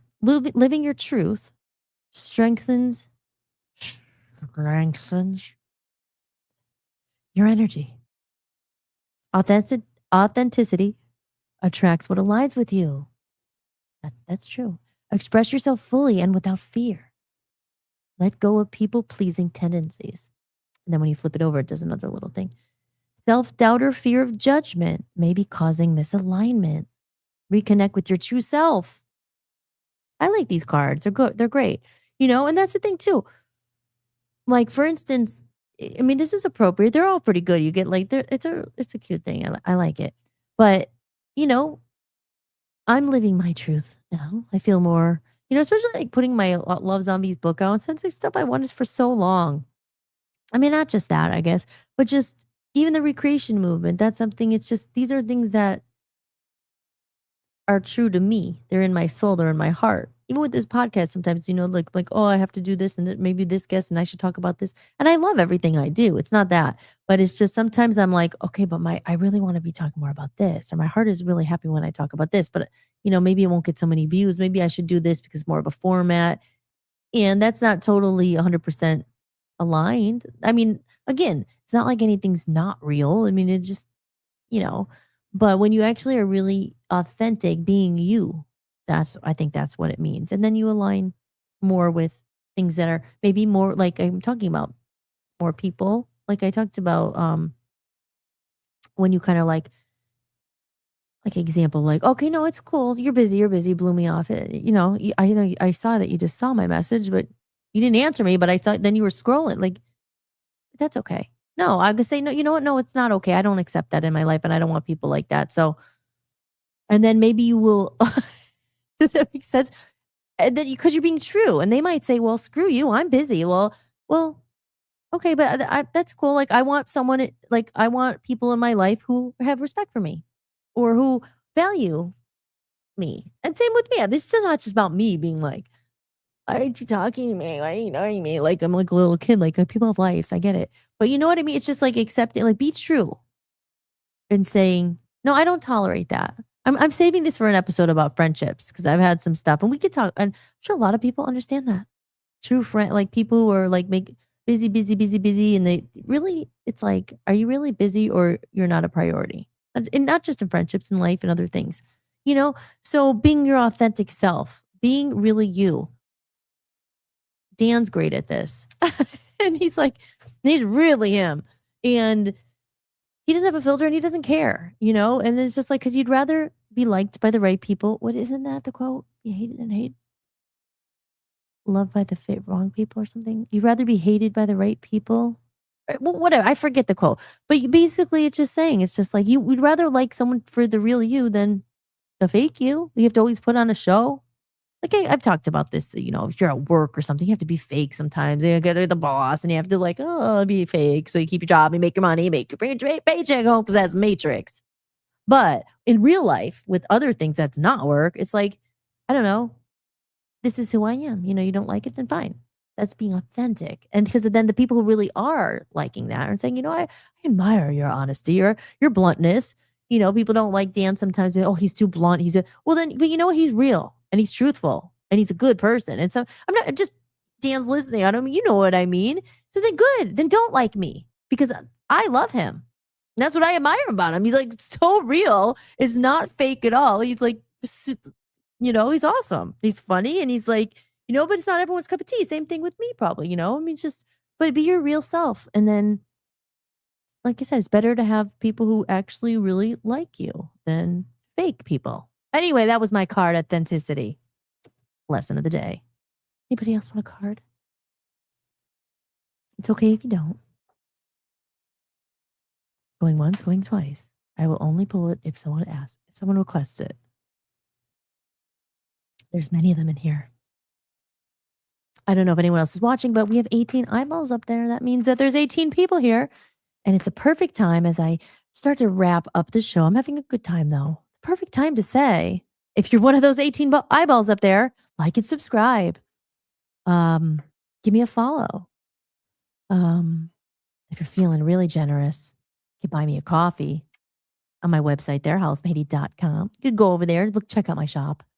I'm selling lyric sheets. I'm selling my old collection of music. And I actually, on my Bandcamp, Covers is up now. You can go and get that. Unlike Lord Thaddeus, I do still sell my music for $1.29 because it helps. And I have a lot of costs. And I don't have another day job right now. So any amount helps. But when I do am rolling in the money, I'll be ubiquitous. I will be giving some of the stuff away for free. It's not like, it's not like that. Like I said, I will definitely be putting lots of free things out as well. But, you know, the option is there if you want to pay for myself. Aaron says, aw, well, that's nice. That's really nice. Aaron says, I wish I had the wisdom to say something that would heal you, Jim. Do care about your pain, and I will be praying for a miracle for you. Yeah, I know. I think that's the thing. But that's the fact too. That like Aaron care, I care. You know, it's just we don't have the answers, but we can at least help. Maybe talk about it. Sometimes you just need to talk about it because it's trauma, it's pain. People are assholes. Not everybody, but just to know you're not alone. Yeah, I wish we had more answers. I wish we can. There's really, especially physical pain and stuff, but like emotional trauma. All I could say is there are such things like, trauma and healing. There's like a lot of books about and stuff, right? And, white noise, Shannon. Okay, Ben wants a card. Okay, this one's for Ben. You mean you want a card, right? Okay, let's do Ben's. Okay, Ben. I guess I'll just feel one for you. Let's see which one feels like Ben. I mean, just nothing. I'm just going to go like this. I'll put them up. Okay, ready? That one. Okay, Ben's card. Ooh. Ben's got intuition. Your inner knowing is a direct link to manifestation. Listen to your deepest guidance. Follow your intuition today without overthinking. Let your instincts guide you. And the other side says, external distractions may be drowning out your inner voice. Tune in and trust yourself. Yeah, that's a big one. I don't know. Let me know if that relates to anything going on in your life right now. But you always hear that, right? Trust your gut, trust your gut. And sometimes when you don't, you're like, man, I should have listened to my gut. They say that like, because they say they. Who's they? Who are they anyway? Who's they? Who the they anyway? There was a song on my album, Love Zombies. But they say like your gut is your second brain. So when people say follow your gut, I never really, you heard that before. Follow your gut, follow your intuition. Your intuition is that inner knowing. It's like same with the feeling. Someone like comes around, you're like, oh, I don't know, my gut was. Sometimes you could be wrong, but like a lot of times you're like, why didn't I listen to myself? Why didn't I listen to my gut on that one? I should have. I've had that before. So there you go. Betting on intuition. Anyone else? Going once, going twice. Maybe we'll do this again at the end of the show. I like this. I got this, like I said, I got these on TikTok as well as this dress. I have not done any of my modeling for TikTok yet, but I'm just joking when I say modeling. I'm like, oh, and I do like the dress. It's so cute. I love it. I'll show you guys a little bit more here. Here Comes the Sun, it's called.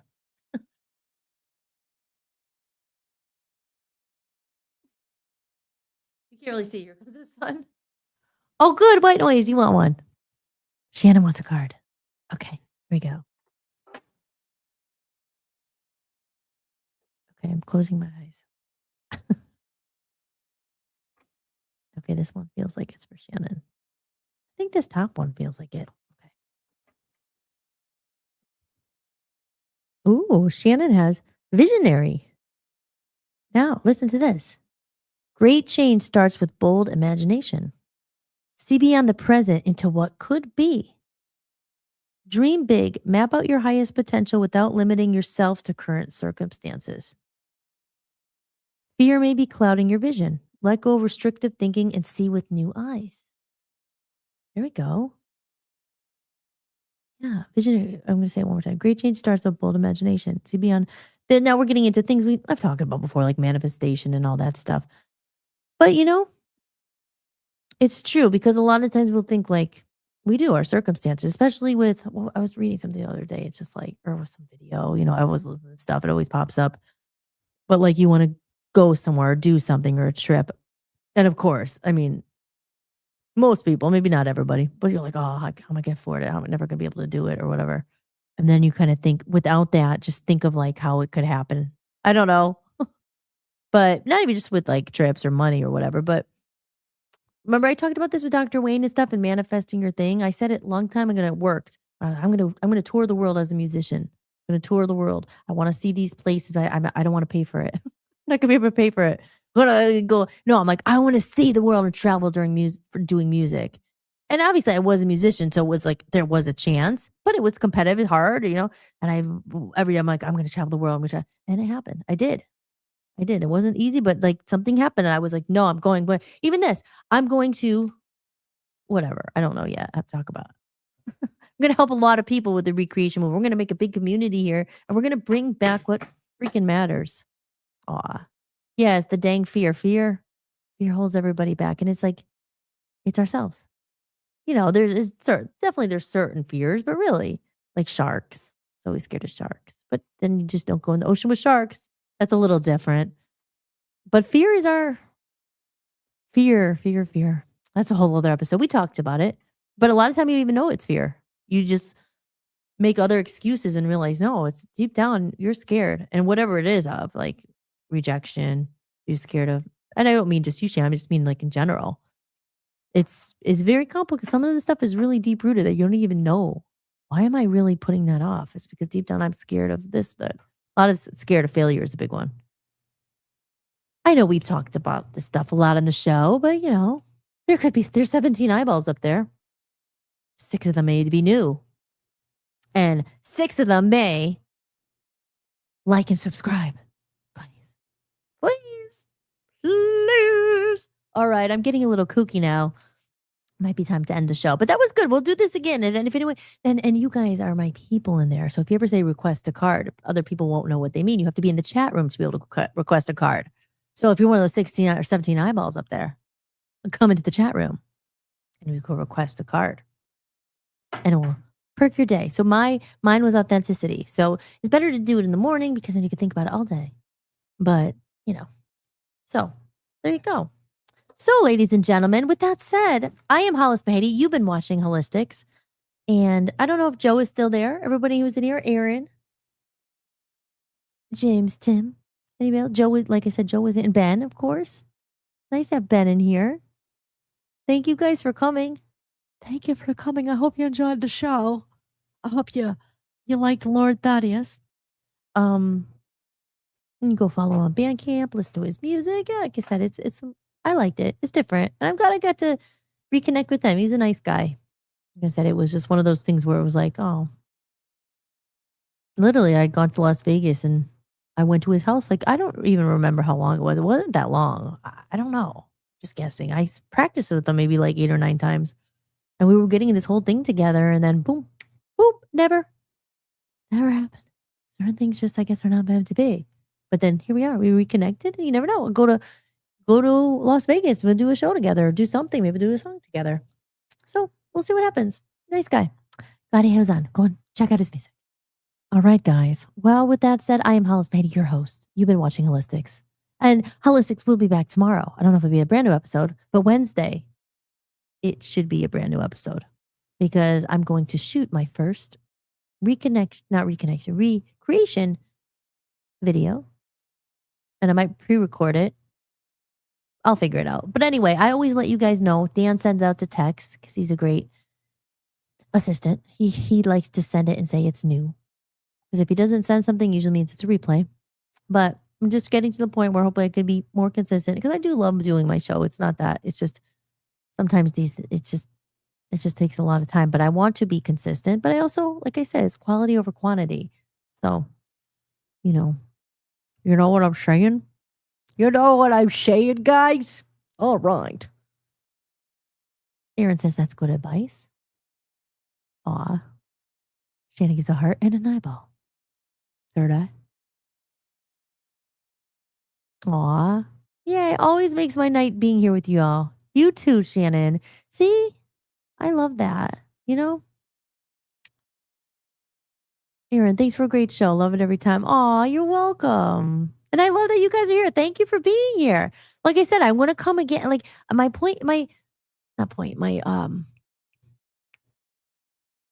goal is to be consistent again like I was in the beginning. It's not that because I do like doing it. But Wednesday night, actually, I'm going to the studio, Rock and Roll Studios, and I'm going to be joining in a sing-along. So Wednesday night, I won't be able to do it, but that's why I think I'm going to be putting the new episode up. And then I will be live again, obviously, this week. Friday, maybe Thursday. But tomorrow most likely will be a replay. And then Wednesday, I'm going to put my new episode. And then Thursday, I'll probably be live again, or Friday. For real. When I say live, it means I'm here in the flesh answering questions. Because if I do a pre-recorded, it's new, but I won't be in the chat room. But you guys still be in the chat room. It's not the same. I know. Well, we're figuring it all out because it is, like I said, it's nice. It's nice to actually have friends in chat and just shoot the shit. And again, look, even James with his questions, we're just here to listen. I just give my 2 cents, what's helped me and stuff. But sometimes you just need to talk and connect with people. So we're going to, make that little community because it's needed. I need it. So it helps me. And I'm glad you guys like it too. All right, so, my background's been gone for so long. Hold on. I have to tinkle. It's that time of night, ladies and gentlemen. So, let me go one more time, remind everybody, just in case, those 18, 17 eyeballs in there. If I don't know you and you've been enjoying the show, remember. Are you enjoying the podcast? If you'd like to support what I'm building, you can buy me a coffee. Every bit of support helps me keep this podcast going and release my music independently. You can leave a one-time tip or become a member for a few dollars a month and unlock exclusive content and behind-the-scenes footage you won't find anywhere else. Just visit buymeacoffee.com/Hollis-tics or scan the code you see on the screen.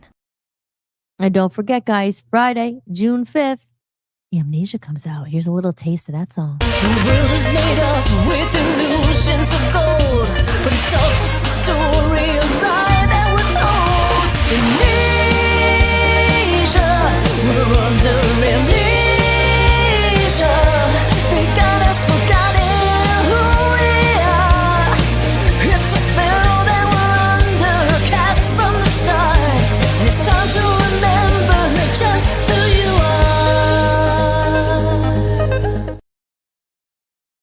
Yeah, it's kind of crazy. He was talking about AI and stuff.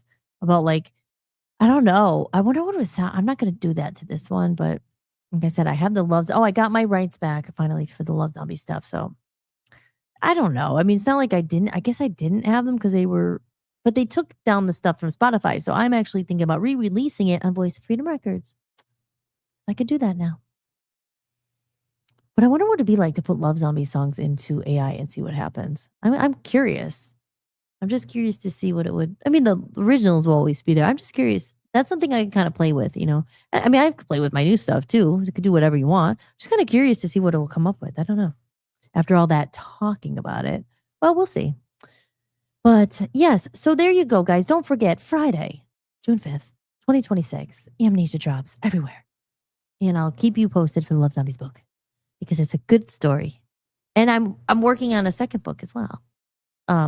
Part 2, Love Zombies.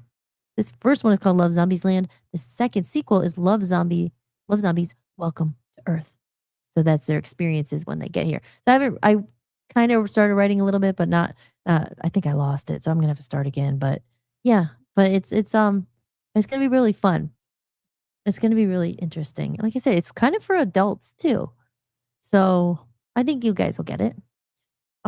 But yes, so thank you guys so much for watching. It's been so much fun. I had a great show. And I think that's it. Did I play all my little things? My little things? Did I play all my little things? I think I did. Okay. So with that said, guys, to say a big shout out one more time to the love in the chat room. Aaron, Shannon, James Timms, Ben. Did I miss any? And with Joe, of course. See, I just didn't see Joe's name in a while here. Where are you, Joe? Where are you, Joe? Where are you, Joe? I was actually looking for my voice. Joe! Joe! Where'd you go, Joe? Where'd you go, Joe? Let's go. Ben's in the house. He's got his guard. Ben's got intuition. Follow your intuition. Shannon's a visionary. Let's go. Be authentic. Authenticity. Authenticity. Let's go. All right. Okay, I thought it turned off on its own. Where's Joe? There we go. All right, guys, with that said, I will see you soon. Thank you again, everyone, so much. I am Hollis Mahady, your host of Hollis-tics, hollismahady.com. Make sure if you want to buy me a coffee, you could do so. You could do so. It helps every little bit, and I'll have some coffee here. Have a coffee. Love you guys all. Thank you again so much. I will see you very soon. And remember, if no one told you today, you're doing great. Don't give up. You're never alone. And if you're doing something creative that's hard, stick with it. Don't give up. I know how it is. You are never alone. Truly, you're not. So believe in yourself. I believe in you. Sending big hugs, love, and kisses. Kisses to you, Joe. And Shannon. And Aaron. And James Tim. And Ben. And everybody else of those 18 eyeballs. There might be others watching. And Dan. And Smurglio. And Ruby. And Pearl. And Jake. Oh, those are my animals that are not here right now, but someday they'll be back. But until then, big kisses and love to all you guys. Love you. Thank you again so much. I am Hollis, and I will see you next time. Here's the closing song. Here we go. Oh, bye. Bye. Thank you for watching Hollis-tics, hosted by me, Hollis Mahady. If you enjoyed the show, be sure to share it with someone who might need it too. And if you'd like to support the podcast, you can visit buymeacoffee.com/Hollis Mahady. You can make a one-time donation or become a member for just a few dollars a month to get extra podcasts and exclusive behind-the-scenes content you won't find anywhere else. Or simply scan the code on the screen. Your support truly means the world to me and helps me continue creating independent content for you. If you like the music featured in this show, I license it through Epidemic Sound. You can head over to hollismahady.com, click on the podcast page, and use my link for a free trial.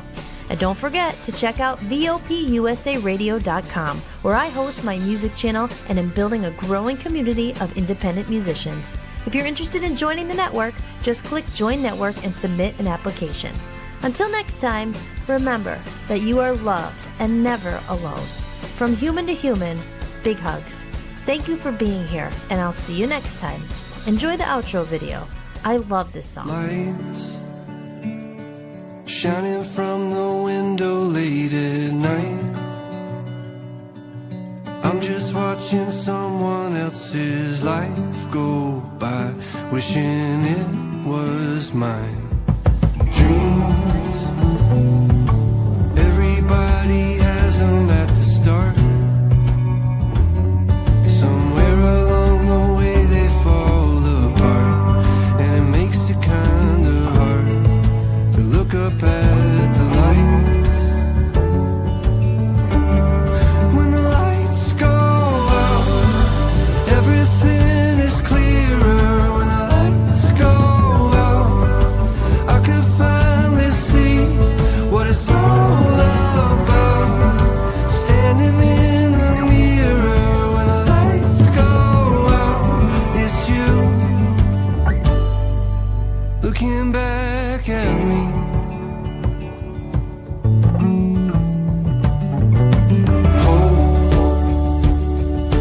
Try your best to hold on to the rope.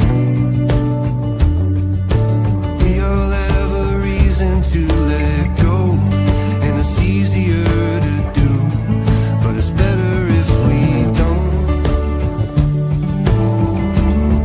When the lights go out, everything is clearer. When the lights go out, I can finally see what it's all about. Standing in the mirror, when the lights go out, it's you looking back at me.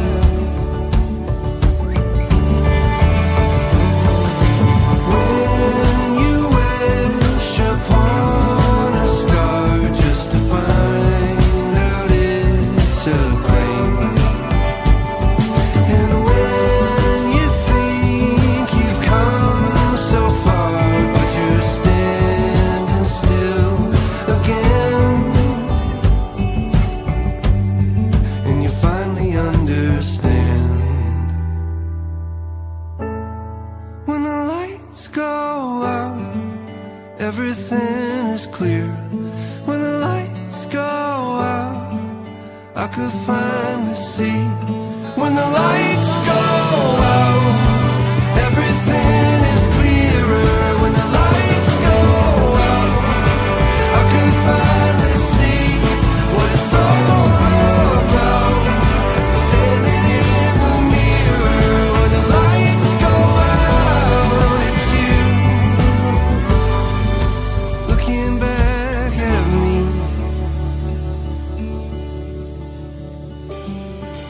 Hope,